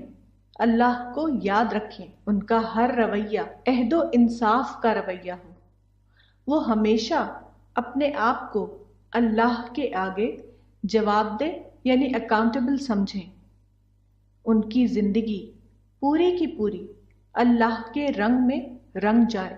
لیکن حکم کی سیاسی تعبیر کا نتیجہ یہ ہوا کہ مسلمان اہل اقتدار کے مقابلے میں سیاسی اپوزیشن یعنی پولیٹیکل اپوزیشن کا رول ادا کرنے لگے۔ کچھ مسلمان فکری اپوزیشن کے اعتبار سے اور کچھ مسلمان عملی اپوزیشن کے اعتبار سے۔ یہ بات اسلام کے نام پر غیر اسلام کو اختیار کرنے کے ہم معنی ہے۔ یہ ایسا نظریہ ہے جو مسلمانوں کو اسلام کے نام پر اسلام سے دور کر دینے والا ہے۔ اس کا نتیجہ یہ ہوگا کہ مسلمانوں کے پاس دوسروں کو دینے کے لیے نفرت اور تشدد کے سوا کچھ اور چیز نہ ہوگی۔ دور زوال امت پر جب زوال کا دور آئے گا تو قانون دفع کا تقاضا ہوگا کہ اللہ اپنے ایک خاص بندے کو بھیجے جو کامل عقل سے بہرہ ور ہوگا۔ وہ اللہ کی خصوصی نصرت سے سچائی کو کھولے گا، وہ صحیح کو صحیح بتائے گا اور غلط کا غلط ہونا واضح کرے گا۔ اللہ کا یہ منصوبہ ایک حدیث میں اس طرح بیان کیا گیا ہے، یملأ الارض قسطا وعدلا کما ملئت ظلما وجورا، یعنی وہ زمین کو قسط و عدل سے بھر دے گا جیسا کہ وہ ظلم و جور سے بھری ہوئی تھی۔ اس حدیث میں عدل سے مراد عدل کا عملی نظام نہیں ہے، اسی طرح ظلم سے مراد ظلم کا عملی نظام نہیں ہے، بلکہ عدل سے مراد عدل کی بات ہے اور ظلم سے مراد ظلم کی بات، اسی طرح ارض سے مراد ساری زمین یعنی گلوب نہیں، بلکہ ارض سے مراد ارض مسلم ہے، یعنی مسلم دنیا میں جب ہر طرف بے عقلی کی باتیں ہونے لگیں تو وہ لوگوں کو ہر پہلو سے عقل کی بات بتائے گا، وہ نظریاتی اعتبار سے نہ کہ عملی اعتبار سے مسلم دنیا کو بتائے گا کہ عقل کے مطابق سوچنا کیا ہے اور عقل کے مطابق کرنا کیا ہے۔ یہ انسان کوئی حکومت قائم نہیں کرے گا، بلکہ وہ ایک نظریاتی دوڑ لائے گا۔ ان پیشن گوئیوں کو سمجھنے میں ایک رکاوٹ یہ پیش آئی ہے کہ ان نصوص کو سیاسی حکومت کے معنی میں لے لیا گیا ہے۔ سیاسی حکومت تو قائم نہیں ہوئی، اس لیے ایسی آیات اور احادیث لوگوں کے لیے ناقابل فہم بنی ہوئی ہیں۔ ایسی آیتوں اور حدیثوں کو غیر سیاسی معنی میں لیا جائے تو فوراً اس کا مطلب ناقابل فہم ہو جاتا ہے۔ تاہم اس قسم کی آیتوں اور حدیثوں کو نظریاتی معنی میں لینے کا مطلب مکمل معنوں میں نظریاتی انقلاب نہیں ہے۔ اس دنیا میں کوئی بھی چیز کامل معنوں میں پیش نہیں آتی، ہر بات محدود معنی میں پیش آتی ہے۔ یہ ذہن بھی لوگوں کے لیے ایسے نصوص کو سمجھنے میں رکاوٹ بنا ہوا ہے۔ ان نصوص میں مستقبل کے بارے میں نہایت اہم بات کہی گئی ہے، لیکن ان نصوص کو سمجھنا اسی وقت ممکن ہے جبکہ ان کو غیر سیاسی معنی میں لیا جائے، مزید یہ کہ ان کو محدود معنی میں لیا جائے نہ کہ کامل معنی میں۔ انسانی تاریخ، انسان کی سیاسی تاریخ کے بارے میں ایک حدیث مختلف کتابوں میں آئی ہے۔ ایک روایت کے الفاظ یہ ہیں: اذا ہلک کسری فلا کسری بعدہ واذا ہلک قیصر فلا قیصر بعدہ، یعنی جب کسری ہلاک ہوگا تو اس کے بعد کوئی اور کسری نہ ہوگا، اور جب قیصر ہلاک ہوگا تو اس کے بعد کوئی اور قیصر نہ ہوگا۔ جیسا کہ معلوم ہے، عرب کی سرحد پر اس زمانے میں دو بڑی سلطنتیں قائم تھیں، ایک ساسانی سلطنت اور دوسری بازنطینی سلطنت۔ مسلم خلافت کے زمانے میں ان دونوں سلطنتوں سے مسلمانوں کا ٹکراؤ ہوا۔ اس ٹکراؤ کے بعد دونوں سلطنتیں ختم ہو گئیں اور پھر اس کے بعد اس نام کی کوئی سلطنت موجود نہ رہی۔ اس حدیث پر غور کرنے سے معلوم ہوتا ہے کہ مذکورہ معاملے کا مطلب یہ نہ تھا کہ ساری دنیا میں مسلمانوں کی سلطنت قائم کی جائے، بلکہ اس کا مطلب صرف ایک دور کو ختم کر کے دوسرے دور کو لانا تھا، اور یہ واقعہ پوری طرح عمل میں آ گیا۔ قیصر و کسریٰ کی سلطنت کا خاتمہ قدیم طرز کی بادشاہت کا خاتمہ بن گیا جو ساری دنیا میں جبر کا نظام قائم کرنے کا ذریعہ تھیں۔ اسی لیے اس قسم کی بادشاہت کو ڈسپوٹزم کہا جاتا ہے۔ مگر یہ سیاسی نظام اچانک ختم نہیں ہو سکتا تھا۔ فطرت کے قانون کے مطابق صرف یہ ممکن تھا کہ وہ تدریجی طور پر ختم ہو۔ چنانچہ ان سلطنتوں کے خاتمے کے بعد ایک نیا عمل یعنی پروسیس جاری ہوا جو آخر کار جبری بادشاہت کو ختم کرنے کا ذریعہ بن گیا۔ اس خاتمے کا مطلب حکومت پر قبضہ کرنا نہیں تھا، بلکہ یہ تھا کہ دنیا میں مذہبی آزادی کا دور آئے اور پرامن دعوت کا کام پوری طرح ممکن ہو جائے۔ 21ویں صدی اسی نئے دور کی صدی ہے۔ اب مسلمانوں کو کسی سے جنگ نہیں کرنا ہے، بلکہ تمام قوموں میں پرامن دعوت کا کام انجام دینا ہے۔ علوم کی معرفت۔ ایک مشہور عالم کی تقریر مدارس کے طلباء کے سامنے ہوئی۔ اس میں انہوں نے طلباء کو مشورہ دیتے ہوئے کہا کہ علوم کے سرے پکڑیے۔ ان کی تقریر میں تعینات کی زبان میں یہ واضح نہیں تھا کہ علوم کے سرے کا مطلب کیا ہے۔ بظاہر یہ ایک خطابت یعنی ریٹورک ہے، نہ کہ کوئی واضح رہنمائی۔ حقیقت یہ ہے کہ اصل بات علوم کے سرے پکڑنے کی نہیں ہے، بلکہ علوم کی معرفت حاصل کرنے کی ہے۔ کسی شعبہ علم کی معلومات حاصل کرنا آسان ہے، لیکن اس کی گہری معرفت ایک مشکل کام ہے۔ معلومات متعلق کتابوں کے حوالے سے حاصل کی جا سکتی ہیں، لیکن معرفت کے لیے ضروری ہے کہ اس پر غیر متعصبانہ انداز میں غور کیا جائے اور کھلے انداز میں رائے قائم کی جائے۔ علم کی معرفت کے معاملے میں سب سے زیادہ اہم بات یہ ہے کہ ہر علم میں مختلف قسم کے پہلو شامل رہتے ہیں۔ اس لیے کسی علم کے بارے میں درست رائے قائم کرنے کے لیے لازمی شرط یہ ہے کہ آدمی کے اندر معلومات کو سارٹ آؤٹ کرنے کی صلاحیت ہو۔ وہ متفرق چیزوں کو سارٹ آؤٹ کر کے متعلق یعنی ریلیونٹ کو غیر متعلق یعنی ارریلیونٹ سے الگ کر سکے۔ اس لیے علوم کی معرفت کے معاملے میں اصل اہمیت علوم کا سرا پکڑنے کی نہیں ہے، بلکہ ضرورت یہ ہے کہ آدمی کے اندر یہ ذہن پیدا کیا جائے کہ اس کے اندر وہ صلاحیت یعنی ایکیوٹ سینس آ جائے کہ وہ متعلق کو غیر متعلق سے الگ کر کے دیکھ سکے۔ مثلاً انڈیا کی کسی ریاست میں الیکشن ہو اور وہاں ایک پارٹی کی جیت ہو جائے تو اس طرح کے معاملے میں انسان کو یہ جاننا چاہیے کہ وہ کیا چیز ہے جس کی حیثیت وقتی ظاہرے کی ہے، اور وہ کیا چیز ہے جو بالآخر پریویل کرے گی، اور پھر وہ مستقل اور غیر مستقل کو ایک دوسرے سے الگ کر کے اپنی رائے قائم کرے۔ دنیا کا نظام ابدی حقائق پر مبنی ہے، نہ کہ وقتی قسم کی باتوں پر۔ اس سلسلے میں ایک درست انگریزی مقولہ ہے جس میں اسی فطری قانون کو بتایا گیا ہے۔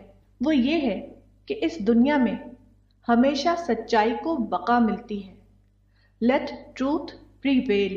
کسی آدمی کے دانش مند ہونے کا سب سے بڑا ثبوت یہ ہے کہ وہ فطرت کے اس قانون کو جانے، جو کہ ایک اٹل قانون ہے، وہ کبھی بدلنے والا نہیں ہے۔ اس فطری قانون کو جاننے کے بعد جو رائے بنے گی وہ ایک دانش مندانہ رائے ہوگی، اور اس فطری قانون کو جانے بغیر جو رائے بنے گی وہ ایک سطحی رائے ہوگی، جو گرامر کے اعتبار سے تو صحیح ہو سکتی ہے، لیکن حقیقت کے اعتبار سے ایسی رائے کی کوئی قیمت نہ ہوگی۔ مثال کے طور پر انڈیا جیسا ایک ملک ہو یا امریکہ جیسا ایک ملک، دونوں جمہوریت کے زمانے کے ملک ہیں۔ دونوں میں الیکشن کے ذریعے کوئی فرد حکومت کا عہدہ حاصل کرتا ہے، مگر اس عہدے دار کی کارکردگی کی مدت صرف چند سال تک محدود ہوتی ہے۔ مزید یہ کہ وہ قدیم زمانے کی طرح مطلق العنان بادشاہ یعنی ڈسپوٹک کنگ نہیں ہوتا، بلکہ وہ ایک متفقہ دستور یعنی کانسٹیٹیوشن کا پابند ہوتا ہے۔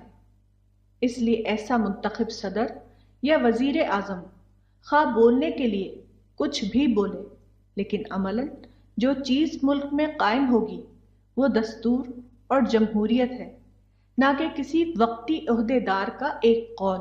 اس طرح کے موضوعات پر جو لوگ لکھیں یا بولیں ان کو زندگی کے اس قانون کو جاننا چاہیے، اور اسی قانون کی روشنی میں صورتحال کا جائزہ لینا چاہیے۔ اگر وہ اس محکم قانون کو جانے بغیر لکھیں یا بولیں تو ان کے لکھنے اور بولنے کی کوئی قیمت نہ ہوگی۔ ایسی بات کو جو شخص لکھے وہ اپنے وقت کو ضائع کر رہا ہے، اور جو پڑھے وہ بھی اپنے وقت کو ضائع کر رہا ہے۔ آدمی کو چاہیے کہ وہ صرف ایسی بات لکھے یا بولے جو حقیقی معنوں میں نتیجہ خیز ہو، ورنہ ایسی بات لکھنے یا بولنے سے باز رہے۔ یہی وہ حقیقت ہے جو حدیث رسول میں ان الفاظ میں بیان کی گئی ہے، من حسن اسلام المرء ترکہ ما لا یعنی۔ اسلام کی عالمی اشاعت۔ عن ابن عباس قال لما مشوا الى ابی طالب وکلموہ وهم اشراف قومه عتبة بن ربیعۃ وشیبة بن ربیعۃ وابو جہل بن ہشام وامیۃ بن خلف وابو سفیان بن حرب فی رجال من اشرافهم فقالوا یا ابا طالب انک منا حیث قد علمت وقد حذرك ما ترى وتخوفنا عليك وقد علمت الذي بيننا وبين أخيك فادعوه فخذ لنا منه وخذ له منا ليكف عنا ولنكف عنه وليدعنا وديننا ولندعه ودينه فبعث إليه أبو طالب فجاءه فقال يا ابن أخي هؤلاء أشراف قومك قد اجتمعوا إليك ليعطوك وليأخذوا منك قال فقال رسول الله صلى الله عليه وسلم يا عمي كلمة واحدة تؤتونها تملكون بها العرب وتدین لکم بها العجم۔ البدایہ والنہایہ۔ کچھ لوگوں نے اس روایت کا یہ مطلب نکالا ہے کہ امت مسلمہ کا یہ نصب العین ہے کہ وہ ساری دنیا میں اسلام کی حکومت قائم کرے، مگر اس روایت کا سیاست اور حکومت سے کوئی تعلق نہیں۔ اس روایت میں کلمہ یعنی ورڈ کی بات کی گئی ہے، نہ کہ حکومت قائم کرنے کی۔ کلمہ کا مطلب وہی ہے جس کو آج کل کی زبان میں آئیڈیالوجی کہا جاتا ہے۔ اس روایت میں کلمہ کی عالمی توسیع سے مراد یہ ہے کہ اسلام کی آئیڈیالوجی ساری دنیا تک پھیلے گی، کوئی قلعہ یا کوئی دیوار اس کی توسیع میں رکاوٹ نہ بن سکیں گے۔ اس بات کو ایک اور حدیث میں ان الفاظ میں بیان کیا گیا ہے، لَيَبْلُغَنَّ هَذَا الْأَمْرُ مَا بَلَغَ اللَّيْلُ وَالنَّهَارُ وَلَا يَتْرُكُ اللَّهُ بَيْتَ مَدَرٍ وَلَا وَبَرٍ إِلَّا أَدْخَلَهُ اللَّهُ هَذَا الدِّينَ، یعنی یہ دین ہر اس جگہ تک پہنچ کر رہے گا جہاں دن اور رات پہنچتے ہیں، اور اللہ کوئی چھوٹا یا بڑا گھر نہیں چھوڑے گا جہاں اس دین کو داخل نہ کر دے۔ اب وہ وقت آ گیا ہے کہ دین کی عالمی اشاعت کا کام کیا جائے، مگر جن لوگوں نے ان احادیث کو سیاسی معنی میں لے لیا وہ غیر ضروری طور پر دنیا سے نظری یا عملی جنگ چھیڑے ہوئے ہیں۔ اسلامی جہاد۔ جہاد کا لفظ جہد سے بنا ہے۔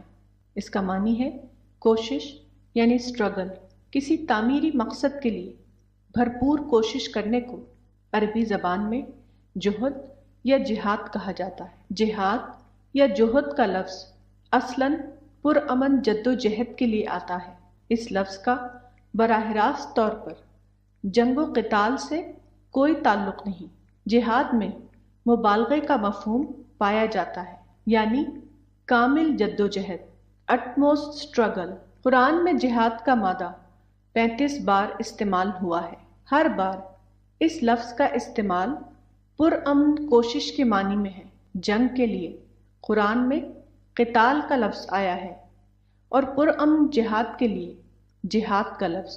اس سلسلے میں قرآن کی ایک آیت یہ ہے وَجَاهِدْهُمْ بِهِ جِهَادًا كَبِيرًا، اور اس سے جہاد کبیر کرو قرآن کے ذریعے، یعنی لوگوں کے درمیان قرآن کی تعلیمات کو پھیلانے کے لیے بڑا جہاد کرو۔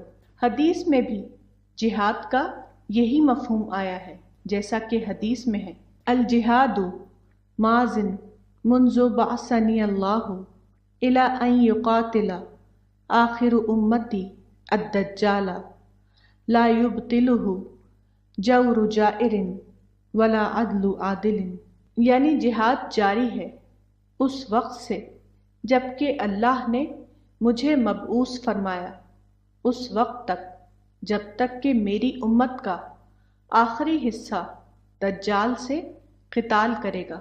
ظالم کا ظلم اور عادل کا عدل اس کو موقوف نہیں کرے گا۔ یہاں یہ سوال ہے کہ جہاد کو اگر قتال کے معنی میں لیا جائے تو یہ بات قابل فہم نہ ہوگی، کیونکہ ظالم کے ساتھ قتال کا تو جواز ہو سکتا ہے، لیکن عادل کے ساتھ قتال کا اس بنا پر یہاں جہاد کو ایسی پرامن کوشش کے معنی میں لیا جائے گا جو ہر حال میں جاری رہے گا، اور اس سے مراد پرامن دعوتی جہاد کی کوشش ہے۔ قرآن و حدیث کے مطالعے سے یہ بات سمجھ میں آتی ہے کہ جہاد ایک ایسی پرامن جد و جہد ہے جو ہمیشہ اور ہر حال میں جاری رہتی ہے۔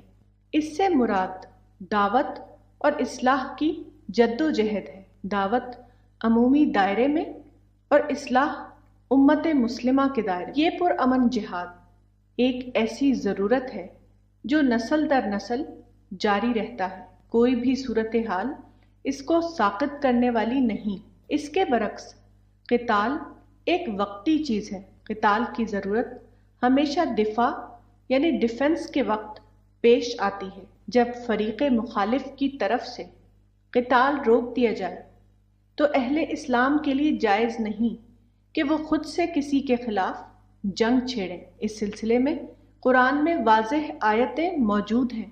مثلا قرآن کی ایک آیت یہ ہے، وَقَاتِلُوا فِي سَبِيلِ اللَّهِ الَّذِينَ يُقَاتِلُونَكُمْ وَلَا تَعْتَدُوا إِنَّ اللَّهَ لَا يُحِبُّ الْمُعْتَدِينَ، یعنی اور اللہ کی راہ میں ان لوگوں سے لڑو جو لڑتے ہیں تم سے، اور زیادتی نہ کرو، اللہ زیادتی کرنے والوں کو پسند نہیں کرتا۔ اس آیت کے پہلے حصے میں یہ بات بتائی گئی ہے کہ اہل اسلام صرف ان کے ساتھ جنگ کر سکتے ہیں جو ان کے خلاف جنگ چھیڑیں۔ آیت کے دوسرے حصے سے یہ معلوم ہوتا ہے کہ اہل اسلام کے لیے یہ جائز نہیں کہ وہ خود اپنی طرف سے جنگ کا آغاز کریں۔ جہاد بمعنی قتال کے بارے میں فقہا کا مسلک یہ ہے کہ جہاد بمعنی قتال بذات خود مقصود نہیں ہے، بلکہ کسی اور مقصد کے لیے بطور وسیلہ مطلوب ہے۔ اس سلسلے میں یہاں 3 اقوال نقل کیے جاتے ہیں۔ ینقسم الجہاد فی سبیل اللہ الی قسمین، الاول جہاد الدعوت الی اللہ بین الناس، وہذا اعظم انواع الجہاد واعظم من قام به الانبیاء والرسل، وہو جہاد حسن لذاتہ وہو مقصد بعثۃ الانبیاء والرسل۔ الثانی القتال فی سبیل اللہ وہذا الجہاد حسن لغیرہ، موسوعۃ الفقہ الاسلامی محمد بن ابراہیم بن عبداللہ التویجری۔ یعنی جہاد کی 2 قسمیں ہیں، ایک لوگوں کے درمیان دعوت الی اللہ کا جہاد، یہ سب سے اعلیٰ درجے کا جہاد ہے اور انبیاء کے کاموں میں سب سے اعلیٰ کام۔ یہ جہاد بذات خود حسن ہے، انبیاء اور رسولوں کی بعثت کا مقصد یہی ہے۔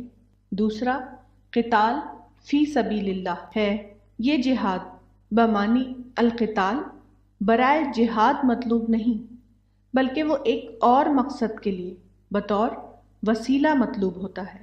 مسجد نبوی کے سابق مدرس عطیہ محمد سالم وفات 1999 لکھتے ہیں، الجہاد وسیلۃ ولیس غایہ، ان القتال فی الاسلام لیس غایۃ لذاتہ ولکنہ وسیلۃ للوصول الی غایہ۔ شرح الاربعین النوویہ۔ جہاد بمانی قتال ایک وسیلہ ہے، وہ بذات خود مقصود نہیں ہے۔ اسلام میں قتال بذات خود مقصود نہیں ہے، بلکہ وہ ایک وسیلہ ہے جو ایک اور مقصد کے لیے اختیار کیا جاتا ہے۔ القتال مما يدل على انه غیر مقصود فی ذاته وانما هو مقصود لغیره۔ محمد بن عبد السلام الانصاری۔ القتال لیس غایت الجہاد، یعنی قتال شریعت میں بذات خود مطلوب نہیں ہے، بلکہ وہ کسی اور مقصد کے لیے مطلوب ہوتا ہے۔ وہ مزید لکھتے ہیں اما حین تکون تلک الغایات یمکن التوصل الیہا بغیر القتال فلا شک انہ حینئذ یعتبر الاقدام علیہ غیر مامور بہ، یعنی ایسے مقاصد جن کا حصول قتال کے بغیر ممکن ہو تو یقیناً اس وقت اقدام یعنی جنگ کرنا ایسا ہوگا جس کا حکم نہیں دیا گیا ہے۔ اس سے معلوم ہوا کہ جہاد بمعنی پرامن دعوت بلا انقطاع ہر حال میں جاری رہتا ہے، لیکن قتال صرف اس وقت ہے جبکہ فریق ثانی کی جارحیت کی وجہ سے اس کی ضرورت پیش آ جائے۔ غزوہ ہند۔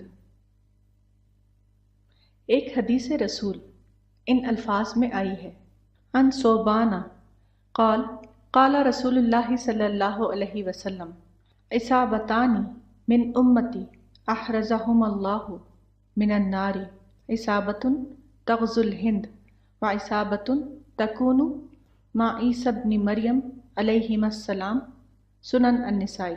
یعنی ثوبان کہتے ہیں کہ رسول اللہ صلی اللہ علیہ وسلم نے فرمایا کہ میری امت کے دو گروہ ہیں جن کو اللہ نے آگ سے بچا لیا ہے، ایک گروہ جو ہند کا غزوہ کرے اور دوسرا گروہ وہ جو عیسیٰ ابن مریم کے ساتھ ہوگا۔ غزوہ کا لفظی مطلب ہے قصد کرنا، ارادہ کرنا۔ غزوہ کا لفظ اصل میں پرامن سفر کے معنی میں ہے، البتہ دوسرے الفاظ کی طرح غزوہ میں بھی استعمال کے اعتبار سے معنی کا اضافہ ہو جاتا ہے۔ جیسے اردو میں چلنا اصلاً پرامن سفر کے لیے ہے، لیکن اگر یہ کہا جائے کہ ہم دشمن سے مقابلے کے لیے چلے تو یہاں چلنا برائے جنگ ہو جائے گا۔ حدیث میں غزوہ ہند کا مطلب صرف یہ ہے کہ امت مسلمہ کا کوئی گروہ ہندوستانی علاقے میں اسلام کی اشاعت کے لیے سفر کر کے آئے گا۔ مثلاً 7ویں صدی عیسوی کے آخر میں ابتدائی مسلمانوں کے ایک قافلے کا سفر کر کے جنوبی ہند مالابار میں آنا اور یہاں اسلام کی اشاعت کا کام کرنا، یا عباسی دور میں صوفیہ کی جماعت کا ایران کے علاقے سے چل کر ہندوستان کے علاقے میں آنا اور یہاں اسلام کی پرامن اشاعت کرنا۔ اس حدیث رسول میں جنگ کا کوئی ذکر نہیں۔ اس حدیث کے حوالے سے ہندوستان میں جنگ چھیڑنے کا کوئی جواز نہیں۔ عیسیٰ ابن مریم کے حوالے میں نہ جنگ کا ذکر ہے اور نہ ہندوستان کا۔ اس کا مطلب صرف یہ ہے کہ کسی علاقے میں عیسیٰ ابن مریم کا دعوتی مشن شروع ہوگا اور امت مسلمہ کا ایک گروہ اس پرامن مشن کا ساتھ دے گا۔ عرب جاہلیت۔ عرب میں اسلام سے پہلے جو زمانہ تھا اس کو جاہلیت کا زمانہ کہا جاتا ہے۔ جاہلیت کے لفظی معنی ہے بے خبری یعنی اگنورنس۔ بلا شبہ یہ لوگ توحید سے بے خبر تھے، لیکن ان کے اندر اعلیٰ درجے کی انسانی صفت موجود تھی۔ واقعات بتاتے ہیں کہ عربوں میں انسانی اخلاق اور انسانی شرافت اعلیٰ درجے میں موجود تھی۔ اس کی ایک مثال یہ ہے کہ مکی دور میں ایک بار پیغمبر اسلام صلی اللہ علیہ وسلم صفا کے پاس تھے۔ وہاں ابو جہل عمر ابن ہشام آیا، اس نے آپ کو بہت زیادہ برا بھلا کہا ایک عورت اس منظر کو دیکھ رہی تھی۔ پیغمبر اسلام نے کچھ نہیں کہا، آپ خاموشی کے ساتھ وہاں سے چلے گئے۔ اس کے بعد آپ کے چچا حمزہ بن عبد المطلب وہاں آئے۔ مذکورہ عورت نے حمزہ کو یہ قصہ بتایا اور کہا کہ تھوڑی دیر پہلے اگر تم وہاں ہوتے تو دیکھتے کہ تمہارے بھتیجے کو ابو جہل نے کتنا زیادہ برا بھلا کہا۔ حمزہ کو غصہ آ گیا۔ اس وقت ان کے پاس لوہے کی کمان تھی۔ وہ ابو جہل کے پاس گئے اور اس کو اتنے زور سے مارا کہ خون بہنے لگا۔ یہ دیکھ کر ابو جہل کے قبیلے بنو مخزوم کے لوگ اٹھے۔ انہوں نے چاہا کہ حمزہ سے اپنے سردار کا انتقام لے، لیکن ابو جہل نے یہ کہتے ہوئے لوگوں کو روک دیا، حمزہ کو چھوڑ دو، کیونکہ میں نے ان کے بھتیجے کو بہت زیادہ برا بھلا کہہ دیا تھا۔ قد سببت ابن اخیہ سبا قبیحا، سیرت ابن ہشام۔ ابو جہل نے اسلام قبول نہیں کیا، لیکن اس کے اندر عرب کردار بھرپور طور پر موجود تھا۔ اسی عرب کردار کی وجہ سے اس نے اس وقت رد عمل کا مظاہرہ نہیں کیا، بلکہ یہ دیکھا کہ اگر حمزہ نے مجھ کو مارا تو میں نے بھی حمزہ کے بھتیجے محمد کو بہت زیادہ برا بھلا کہا تھا۔ یہ ایک مثال ہے جس سے اندازہ ہوتا ہے کہ اسلام سے پہلے عربوں کا قومی کردار کیا تھا۔ ان کے اندر اعلیٰ انسانی اوصاف موجود تھے۔ یہی وہ حقیقت ہے جس کو ایک حدیث میں ان الفاظ میں بیان کیا گیا ہے، خیارہم فی الجاہلیہ خیارہم فی الاسلام اذا فقہوا، صحیح بخاری۔ جدال احسن، جدال غیر احسن۔ دعوتی اسلوب کے بارے میں قرآن کی ایک آیت ان الفاظ میں آئی ہے، ادعو الی سبیل ربک بالحکمۃ والموعظۃ الحسنۃ وجادلہم باللتی ہی احسن ان ربک هو اعلم بمن ضل عن سبیلہ وهو اعلم بالمہتدین، یعنی اپنے رب کے راستے کی طرف حکمت اور اچھی نصیحت کے ساتھ بلاؤ اور ان سے اچھے طریقے سے بحث کرو۔ بے شک تمہارا رب خوب جانتا ہے کہ کون اس کی راہ سے بھٹکا ہوا ہے، اور وہ ان کو بھی خوب جانتا ہے جو راہ پر چلنے والے ہیں۔ جدال احسن سے مراد ناصحانہ اسلوب میں دعوت ہے، یعنی ایسا اسلوب جو مدعو فرینڈلی ہو، جو مخاطب شخص یا گروہ کے لیے ہمدردی اور خیر خواہی پر مبنی ہو، جو پورے معنوں میں متواضعانہ اسلوب میں ہو، جو ایسے حکیمانہ اسلوب میں ہو جو مخاطب کے ذہن کو ایڈریس کرنے والا ہو، ایسا اسلوب جس میں کوئی شخصی برتری یا قومی فخر کا پہلو نہ پایا جاتا ہو، جو دعا کی اسپرٹ سے بھرا ہوا ہو، جس میں داعی ہر لمحہ یہ سوچتا ہو کہ اس کے منہ سے کوئی ایسی بات نہ نکلے جو خدا کے ہاں اس کی پکڑ کا سبب بن جائے، جو مکمل معنوں میں ذمہ داری کے احساس سے بھرا ہوا ہو۔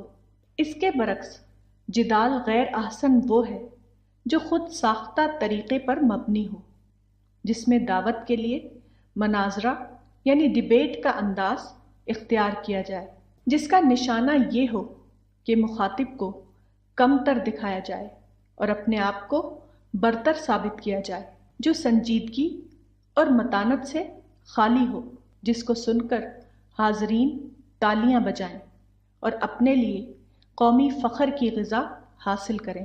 دعوت کے کام کو دعوت الی اللہ کا کام بتایا گیا ہے۔ دعوت کا درست کام وہ ہے جس کے اندر نصح اور خیر خواہی کی اسپرٹ بھرپور طور پر موجود ہو۔ دعوت کا کام خالصتاً اللہ کی رضا کے لیے کیا جاتا ہے، اس لیے اس میں شروع سے آخر تک اللہ کا رنگ پوری طرح موجود ہوتا ہے۔ اس کا واحد محرک آخرت میں اللہ کی رضا حاصل کرنا ہوتا ہے۔ اجتہاد کا مسئلہ۔ ایک لمبی حدیث میں یہ الفاظ آئے ہیں۔ وَعَلَى الْعَاقِلِ أَن يَكُونَ بَصِيرًا بِزَمَانِهِ، یعنی دانش مند آدمی کے لیے ضروری ہے کہ وہ اپنے زمانے کا جاننے والا ہو۔ اس حدیث میں عاقل سے مراد وہ مومن ہے جو امت مسلمہ کی رہنمائی کے لیے اجتہاد کا فریضہ انجام دے۔ اجتہاد کا مطلب اپنے زمانے کی نسبت سے اسلام کی کسی تعلیم کی تطبیق نو یعنی ری ایپلیکیشن کو دریافت کرنا ہے۔ اس لیے مجتہد کے لیے ضروری ہے کہ وہ ایک طرف دین اسلام کو بخوبی طور پر جانے اور دوسری طرف وہ اپنے زمانے سے پوری طرح آگاہ ہو۔ اس دو طرفہ واقفیت کے بغیر کوئی شخص اجتہاد کا کام درست طور پر انجام نہیں دے سکتا۔ مثلاً قرآن کی ایک آیت ان الفاظ میں آئی ہے وَقَاتِلُوهُمْ حَتَّى لَا تَكُونَ فِتْنَةٌ۔ اس معاملے میں مجتہد کا کام یہ ہے کہ وہ جانے کہ 7ویں صدی میں اہل اسلام کو قتال کا حکم دیا گیا تھا تو وہ ایک مشروط حکم تھا۔ اس کا مطلب تھا قتال تا ختم فتنہ۔ دوسرے الفاظ میں یہ کہ اسلام میں قتال کی حیثیت حسن لی ذاتی ہی کی نہیں ہے بلکہ اس کی حیثیت حسن لی غیری ہی کی ہے۔ مجتہد جب ان دونوں پہلوؤں سے بخوبی واقفیت حاصل کرے گا تو وہ امت مسلمہ کو یہ رہنمائی دے گا کہ اب زمانہ اس اعتبار سے پوری طرح بدل چکا ہے، اب اسلام کے خلاف کوئی فتنہ دنیا میں باقی نہیں، اس لیے اب اہل اسلام کو قتال نہیں کرنا ہے بلکہ اللہ کا شکر ادا کرتے ہوئے یہ کرنا ہے کہ دعوت اللہ کے کام کو پرامن طور پر انجام دیا جائے۔ اس معاملے میں ان کی منصوبہ بندی پوری طرح امن پر مبنی ہونا چاہیے۔ اب موجودہ زمانے میں دعوت اللہ کا کام تو بدستور امت مسلمہ پر فرض ہے، لیکن طریق دعوت اب مکمل طور پر پرامن بن چکا ہے۔ اب نئے زمانے میں یہ ممکن ہو گیا ہے کہ کسی بھی رکاوٹ کے بغیر اشاعت اسلام اور دعوت اللہ کا کام بھرپور طور پر انجام دیا جائے۔ جزیات کلیات۔ مسلمانوں کے اندر ایک ظاہرہ وہ ہے جس کو مسلکی اختلاف کہا جاتا ہے۔ مسلکی اختلافات کی بنا پر فرقے بن گئے ہیں اور ان فرقوں کے درمیان تشدد عام ہو گیا ہے، کبھی فکری تشدد اور کبھی عملی تشدد۔ مسلکی اختلافات کی حقیقت کیا ہے؟ یہ سب کے سب جزئی اختلافات ہیں۔ یہ دراصل غلو یعنی ایکسٹریمزم ہے جس نے ان اختلافات کو مسئلہ بنا دیا، ورنہ یہ کوئی مسئلہ تھا ہی نہیں۔ بات کو ماس کنورژن کے زمانے میں جب یہ جزئی اختلافات ظاہر ہوئے اس وقت بعض علماء نے کہا کہ یہ جزئی اختلافات ہیں، یہ اختلافات حقیقت میں تنوع کی مثال ہیں نہ کہ فرق کی مثال، اور تنوع کے معاملے میں ہمیشہ تعدد یعنی ڈائیورسٹی ہوتی ہے، یعنی یہ مسلک بھی درست اور وہ مسلک بھی درست۔ کچھ دوسرے علماء نے اس کو نہیں مانا، انہوں نے ان اختلافات کو توحد کے معیار سے جانچنا شروع کر دیا۔ انہوں نے کہا کہ الحق لا یتعدد، انہوں نے جزیات کو حق اور ناحق کا مسئلہ بنا دیا۔ یہیں سے یہ ہوا کہ جو اختلاف تنوع تھا وہ اختلاف تفرق کے ہم معنی بن گیا، اور بڑھتے بڑھتے ایسا ہو گیا گویا کہ یہ مختلف مسالک نہیں ہیں بلکہ مختلف مذاہب ہیں۔ حقیقت یہ ہے زندگی میں ہمیشہ اختلاف بمعنی فرق ہوتا ہے۔ اس قسم کا اختلاف بذات خود کوئی برائی نہیں ہے۔ اختلاف کو پرامن گفت و شنید کا موضوع بنایا جائے تو کوئی مسئلہ پیدا نہیں ہوگا، لیکن جب اختلاف کو حق اور ناحق کا مسئلہ بنا دیا جائے تو اس وقت اختلاف عملاً برائی کی صورت اختیار کر لیتا ہے۔ پھر نتیجہ یہ ہوتا ہے کہ پہلے فرقہ بندی آتی ہے، اس کے بعد تکفیر آتی ہے اور پھر لڑائی شروع ہو جاتی ہے۔ اصل یہ ہے کہ دوسری چیزوں کی طرح مذہب میں بھی کلیات اور جزیات ہوتے ہیں۔ کلیات توحد کا موضوع ہیں اور جزیات تعدد کا موضوع، یعنی کلیات میں صرف ایک ہی مسلک درست ہوتا ہے، جبکہ جزیات میں ایک سے زیادہ مسلک درست ہو سکتے ہیں۔ خدا کا دین۔ اکثر یہ کہا جاتا ہے کہ قرآن ایک ہے اور سنت رسول ایک ہے، پھر علماء کے درمیان اختلافات کیوں؟ یہ اعتراض درست نہیں۔ اصل یہ ہے کہ اختلافات جزئی مسائل میں ہیں اور جزئی مسائل میں کبھی یکسانیت نہیں ہوتی۔ جزئی مسائل میں ہمیشہ تعدد ہوتا ہے، یعنی یہ کر لو تب بھی ٹھیک اور وہ کر لو تب بھی ٹھیک۔ جہاں تک کلی مسائل کا تعلق ہے، ان میں اصلاً کوئی اختلاف نہیں۔ کلی مسائل میں ہمیشہ یکسانیت ہوتی ہے۔ کلی مسائل میں اگر اختلاف ہے تو وہ غلط تعبیر کی بنا پر ہے، نہ کہ صحیح تفسیر کی بنا پر۔ کلی مسائل میں یہ معلوم کرنا کہ کون سا نقطہ نظر صحیح ہے اور کون سا غلط نہایت آسان ہے۔ آپ متعین اصولوں کی روشنی میں غور و فکر کیجئے، آپ نہایت آسانی سے معلوم کر لیں گے کہ کون سی تشریح درست ہے اور کون سی تشریح درست نہیں۔ مثلاً قرآن میں ہے اعدلوا، اس آیت کو لے کر اگر کوئی شخص سیاسی تفسیر کرے اور یہ کہے کہ اس آیت میں مسلمانوں کو یہ حکم دیا گیا ہے کہ وہ عدل کا نظام قائم کریں اور خلاف عدل نظام کو توڑ دیں، آپ تدبر کے ذریعے بآسانی معلوم کر سکتے ہیں کہ قرآن کی یہ تفسیر درست نہیں، کیونکہ اعدلوا ایک لازم کا صیغہ ہے، یعنی اس کا مطلب ہے انصاف پر چلو یا عدل کی پیروی کرو، مگر اس کو غلط طور پر متعدی کے معنی میں لے لیا گیا ہے، یعنی آیت میں جس عدل کی پیروی کا حکم دیا گیا ہے اس کو بدل کر اس معنی میں لے لیا گیا کہ اس دنیا میں عدل کا نظام قائم کرو۔ اس تشریح سے معلوم ہوتا ہے کہ آیت یا حدیث کے ذیل میں صحیح اور غلط کو معلوم کرنا نہایت آسان ہے۔ آپ کھلے ذہن کے تحت قرآن یا حدیث کا مطالعہ کیجئے، لغت اور نحو و صرف کے اصولوں کے مطابق اس کو سمجھنے کی کوشش کیجئے تو آپ آسانی کے ساتھ اس کے اصل مفہوم تک پہنچ جائیں گے۔ خوارج کا کیس۔ اگر سچائی اور جھوٹ کے بارے میں حساسیت اور عمل کی پابندی اور حکم الہی میں حساسیت کو لے کر سوچا جائے تو خوارج کا نام آتا ہے۔ پھر کیوں ان کو مین اسٹریم مسلمانوں سے خارج کیا گیا؟ کیا ایسا اس لیے کیا گیا کہ وہ عمل کرنے کے ساتھ ساتھ سختی سے عمل کروانے میں بھی حساس تھے؟ اس کی صحیح توجیہ کیا ہو سکتی ہے؟ یہ سوال پوچھا ہے حافظ سید اقبال عمری نے چنئی سے، جس کے جواب میں مولانا لکھتے ہیں، خوارج کا فرقہ پہلی صدی ہجری میں حضرت علی کے زمانے میں ابھرا۔ یہ لوگ پہلے حضرت علی کے گروہ میں شامل تھے، پھر حضرت علی سے اختلاف کر کے وہ باہر نکل گئے، اس بنا پر ان کو خوارج کہا جاتا ہے۔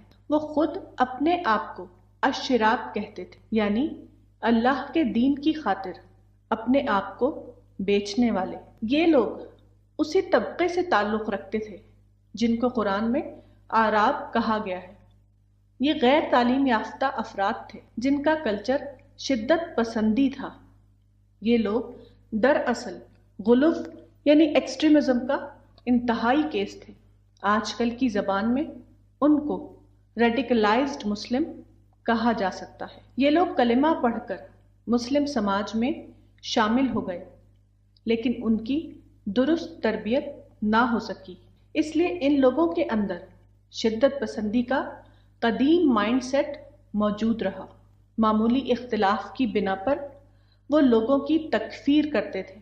وہ اپنی شدید غلف پسندی کی بنا پر ہر اس شخص یا گروہ کو قابل قتل سمجھتے تھے جو ان کے غالی نظریات سے اختلاف کرتا ہو۔ اسی انتہا پسندی کی بنا پر انہوں نے حضرت علی کو قابل گردن زدنی قرار دیا، کیونکہ ان کے خیال کے مطابق انہوں نے تحکیم کے معاملے میں اللہ کے بجائے حکم یعنی آربیٹریٹر کے فیصلے کو اختیار کیا تھا۔ خوارج کا کیس یہ نہیں تھا کہ وہ حساس تھے۔ جائز حساسیت وہ ہے جو پرامن حساسیت ہو۔ ایسی حساسیت جو اپنے مخالفین کو قابل قتل سمجھے وہ حساسیت نہیں ہے بلکہ غیر مطلوب غلو ہے۔ ایسے لوگ بلا شبہ ناحق پر ہیں کیونکہ انہوں نے اسلام کا خود ساختہ معیار قائم کیا جس کا ان کو حق نہیں تھا۔ خوارج اسلام میں وہ پہلے لوگ ہیں جنہوں نے اسلام میں تھاٹ کرائم کا نظریہ داخل کیا۔ اس قسم کا انتہا پسندانہ عقیدہ رکھنے والوں کا کیس حساسیت کا کیس نہیں ہے، وہ خدا کے دین کو بدلنے کا کیس ہے۔ ایسے لوگ اگر اپنے عقیدے کو اپنے دل میں رکھیں تو ان کو ان کے حال پر چھوڑ دیا جائے، لیکن اگر وہ اپنے عقیدے کی تبلیغ کریں اور اپنے مخالفین کو گردن زدنی قرار دے کر ان کو مارنے لگیں تو وہ اسلام کے اعتبار سے مجرم قرار پائیں گے۔ خوارج کا کیس دراصل سیاسی اختلافات سے پیدا ہونے والا ایک شدید مسئلہ ہے۔ اسلام کے بعد کی تاریخ میں جب مسلمانوں کو سیاسی اقتدار حاصل ہوا تو مسلمانوں میں اختلافات بھی پیدا ہوئے۔ یہ اختلاف پہلے صرف اختلاف کے درجے میں تھا۔ اس کی ایک علامت سعد بن عبادہ کا معاملہ ہے، جن کو اگرچہ اختلاف تھا مگر وہ پرامن دائرے میں تھا۔ بات کو اس اختلافات میں شدت آئی اور عملی ٹکراؤ شروع ہو گیا۔ اس دور میں ہر گروہ نے اپنے نظریے کو مشدد یعنی مضبوط کرنے کے لیے اس کو اسلامائز کرنا شروع کیا، یعنی اسلامی تعلیمات سے ان کو درست ثابت کرنا۔ اس کے نتیجے میں مسلمانوں کے اندر شدت پسند فرقے پیدا ہوئے۔ شیعہ گروہ نے یہ دعویٰ کیا کہ علی بن ابی طالب کے سوا بقیہ تینوں خلفاء کی خلافت غیر قانونی یعنی ان لافل ہے۔ خوارج نے علی بن ابی طالب کی تکفیر کی وغیرہ۔ یہی غلو ہے۔ اس کا سبب یہ ہے کہ غلو ابتدائی طور پر بظاہر بے ضرر انداز میں شروع ہوتا ہے، لیکن بڑھتے بڑھتے وہ خطرناک صورت اختیار کر لیتا ہے۔ اس سے پورے مسلم سماج میں انارکی، نفرت، باہمی قتل جیسی برائیاں داخل ہو جاتی ہیں۔ اس لیے اسلام میں اس ظاہرے کو نہایت برا مانا گیا ہے، حتیٰ کہ اگر وہ اپنے عقیدے کو عملی صورت دینا شروع کریں تو قائم شدہ حکومت کو یہ حق ہوگا کہ یا تو وہ ان سے پرامن بات چیت کرے جیسا کہ حضرت عمر بن عبدالعزیز نے کیا، اور اگر پرامن بات چیت کافی نہ ہو تو حکومت کو یہ بھی حق ہے کہ وہ سخت کارروائی کر کے ان کا خاتمہ کر دے، جیسا کہ حجاج بن یوسف نے کیا۔ موجودہ زمانے میں جن لوگوں نے حکومت کو عقیدے کا درجہ دیا وہ عملاً دور جدید کے خوارج کی حیثیت رکھتے ہیں۔ خالی از معنی کلام۔ قرآن کی ایک آیت میں ایک کردار کو ان الفاظ میں بیان کیا گیا ہے: لا خیر فی کثیر من نجواہم الا من امر بصدقۃ او معروف او اصلاح بین الناس، یعنی ان کی اکثر سرگوشیوں میں کوئی بھلائی نہیں۔ بھلائی والی سرگوشی صرف اس کی ہے جو صدقہ کرنے کو کہے یا کسی نیک کام کے لیے کہے یا لوگوں میں صلح کرانے کے لیے کہے۔ نجوا کا لفظی مطلب سرگوشی یعنی وسپر ہے، لیکن یہاں وسیع تر معنی میں اس سے مراد انسانی کلام ہے۔ اس آیت میں اس انسانی کلام کو خیر سے خالی کلام کہا گیا ہے جو معنویت سے خالی ہو، جس میں الفاظ تو بہت ہوں لیکن اس میں معنی کا خزانہ یعنی کانٹینٹ موجود نہ ہو۔ کلام کی دو قسمیں ہیں، ایک وہ کلام جو گہرے غور و فکر اور ذمہ داری کے احساس کے تحت بولا جائے، ایسا کلام بامعنی کلام ہوگا۔ اس سے سننے والے کو حکمت یعنی وزڈم ملے گی، اس کے اندر زیر بحث مسئلے کا صحیح تجزیہ ہوگا۔ وہ کلام برائے کلام کا مصداق نہ ہوگا بلکہ کلام برائے خیر کا مصداق ہوگا۔ ایسا کلام بلا شبہ ایک مطلوب کلام ہے، وہ بولنے والے کے لیے بھی سعادت کا ذریعہ ہے اور سننے والے کے لیے بھی سعادت کا ذریعہ۔ دوسرا کلام وہ ہے جس میں الفاظ کی کثرت ہو لیکن معنی کی قلت، جس سے آدمی کو کوئی حکمت کی بات معلوم نہ ہو، جو کلام برائے کلام کا مصداق ہو، جس کو سننے کے بعد آدمی کو کوئی ٹیک اوے نہ ملے۔ کلام ایک امانت ہے، بولنے والے کو چاہیے کہ وہ بولنے سے پہلے سوچے اور بولنے کے بعد اپنا محاسبہ کرے۔ کلام ایک اعلیٰ انسانی سرگرمی ہے، کلام کو اس کے تقاضے کے مطابق ہونا چاہیے۔ مطلوب کلام وہ ہے جس کو پیش کرنے سے پہلے بولنے والے نے اس پر ضروری غور و فکر کیا ہو، جس کو بولنے سے پہلے بولنے والے نے ضروری ہوم ورک کیا ہو۔ خالص ایمان۔ ایمان کے بارے میں قرآن کی ایک آیت ان الفاظ میں آئی ہے، الذین آمنوا ولم یلبسوا ایمانہم بظلم اولئک لہم الامن وہم مہتدون، یعنی جو لوگ ایمان لائے اور نہیں ملایا انہوں نے اپنے ایمان میں کوئی ظلم، انہی کے لیے امن ہے اور وہی سیدھی راہ پر ہے۔ ایمان میں ملاوٹ سے مراد یہ ہے کہ ایمان کے ساتھ کسی ایسے عقیدے یا علم کو شامل کیا جائے جو ایمان کے منافی یعنی انکنسسٹنٹ ہو۔ ظلم کے اصل معنی ہیں مجاوزۃ الحق او مجاوزۃ الحد، یعنی حق یا حد سے تجاوز کرنا۔ مثلا ایمان باللہ کے ساتھ یہ عقیدہ رکھنا کہ کچھ ہستیاں اللہ سے خصوصی قربت رکھتی ہیں اور ان کی بات اللہ کے ہاں مانی جاتی ہے۔ لیکن اس آیت میں ایمان کے ساتھ ملاوٹ کا لفظ نہایت وسیع معنی میں ہے، اس میں ہر وہ چیز آ سکتی ہے جو عقیدہ توحید سے مطابقت نہ رکھتی ہو۔ توحید میں یہ ملاوٹ زیادہ تر مزاحات کی بنا پر ہوتی ہے، اور مزاحات کا مطلب ہے نقل کرنا، ٹو امیٹیٹ۔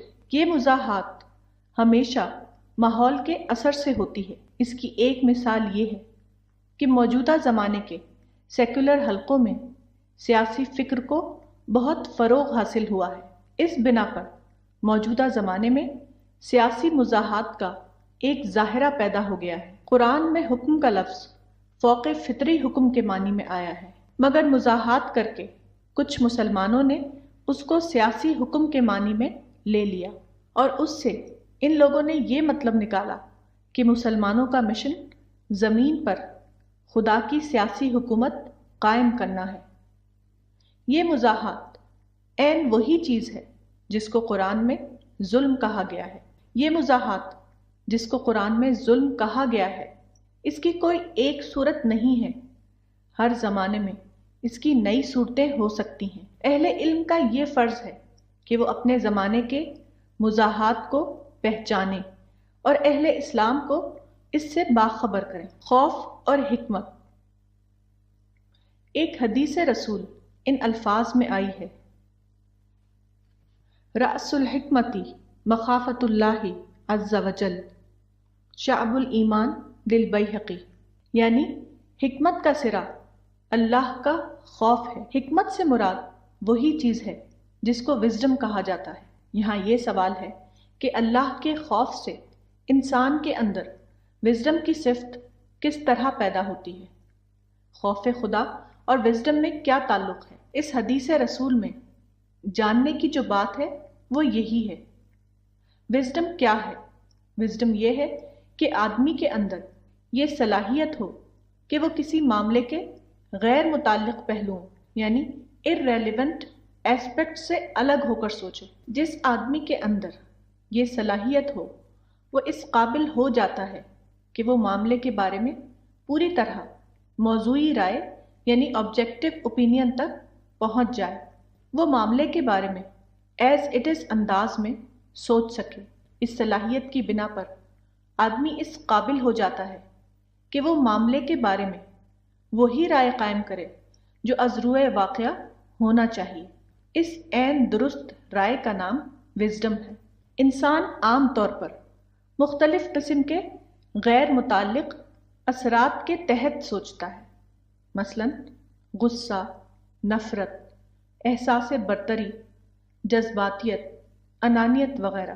یہ چیزیں آدمی کی رائے کو متاثر رائے یعنی بائسڈ اوپینین بنا دیتی ہیں۔ اس طرح کی غیر درست سوچ آدمی کو غیر حکیمانہ سوچ والا انسان بنا دیتی ہے۔ اگر واقعی معنی میں کسی کے اندر اللہ کا خوف ہو تو وہ آدمی کی شخصیت کو نہایت گہرائی کے ساتھ متاثر کرتا ہے۔ اللہ کا خوف آدمی کے اندر ایک فکری انقلاب پیدا کر دیتا ہے۔ اللہ کا خوف آدمی کے اندر نہایت گہرائی کے ساتھ اپنا محاسبہ آپ یعنی انٹروسپیکشن کا مزاج پیدا کر دیتا ہے۔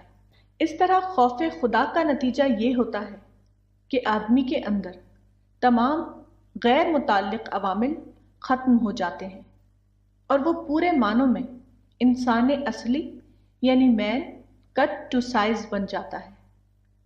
ایسا انسان اپنی فطرت پر قائم ہو جاتا ہے۔ یہی وہ چیز ہے جس کو حدیث میں حکمت یعنی وزڈم کہا گیا ہے۔ یہی وہ صفت ہے جس کا ثبوت اصحاب رسول نے صلح حدیبیہ کے وقت دیا تھا۔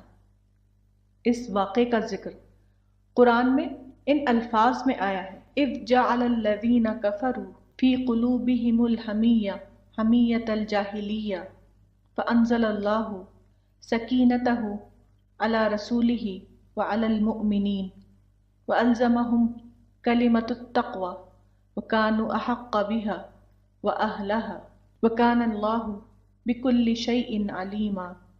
یعنی جب انکار کرنے والوں نے اپنے دلوں میں حمیت پیدا کی، جاہلیت کی حمیت، پھر اللہ نے اپنی طرف سے سکینت نازل فرمائی اپنے رسول پر اور ایمان والوں پر، اور اللہ نے ان کو تقوی کی بات پر جمائے رکھا اور وہ اس کے زیادہ حقدار اور اس کے اہل تھے، اور اللہ ہر چیز کا جاننے والا ہے۔ While those who deny the truth made it a prestige issue in their hearts, the bigotry of the days of ignorance, God sent His tranquility down onto His messenger and believers, and firmly established in them the principle of righteousness, for they were indeed better entitled to it and more worthy of it. God has full knowledge of all things. صلح حدیبیہ کا معاملہ جو پیغمبر اسلام صلی اللہ علیہ وسلم کے مدنی دور میں پیش آیا، وہ ایک بے حد نازک معاملہ تھا۔ فریق ثانی نے اپنے بگڑے ہوئے مزاج کی بنا پر اس کو اپنے لیے عزت کا سوال بنا لیا۔ اس بنا پر وہ اس معاملے میں بے حد جذباتی ہو گئے۔ اس کے برعکس اصحاب رسول کے اندر متقیانہ مزاج تھا، انہوں نے اپنے تحمل کو باقی رکھا۔ اس بنا پر وہ اس قابل ہو گئے کہ وہ اس معاملے کو خالص عقل یعنی وزڈم کے تحت سوچیں۔ یہ ایک تاریخی مثال ہے جس سے اندازہ ہوتا ہے کہ خوف خدا سے کس طرح آدمی کے اندر وزڈم کی صلاحیت پیدا ہو جاتی ہے۔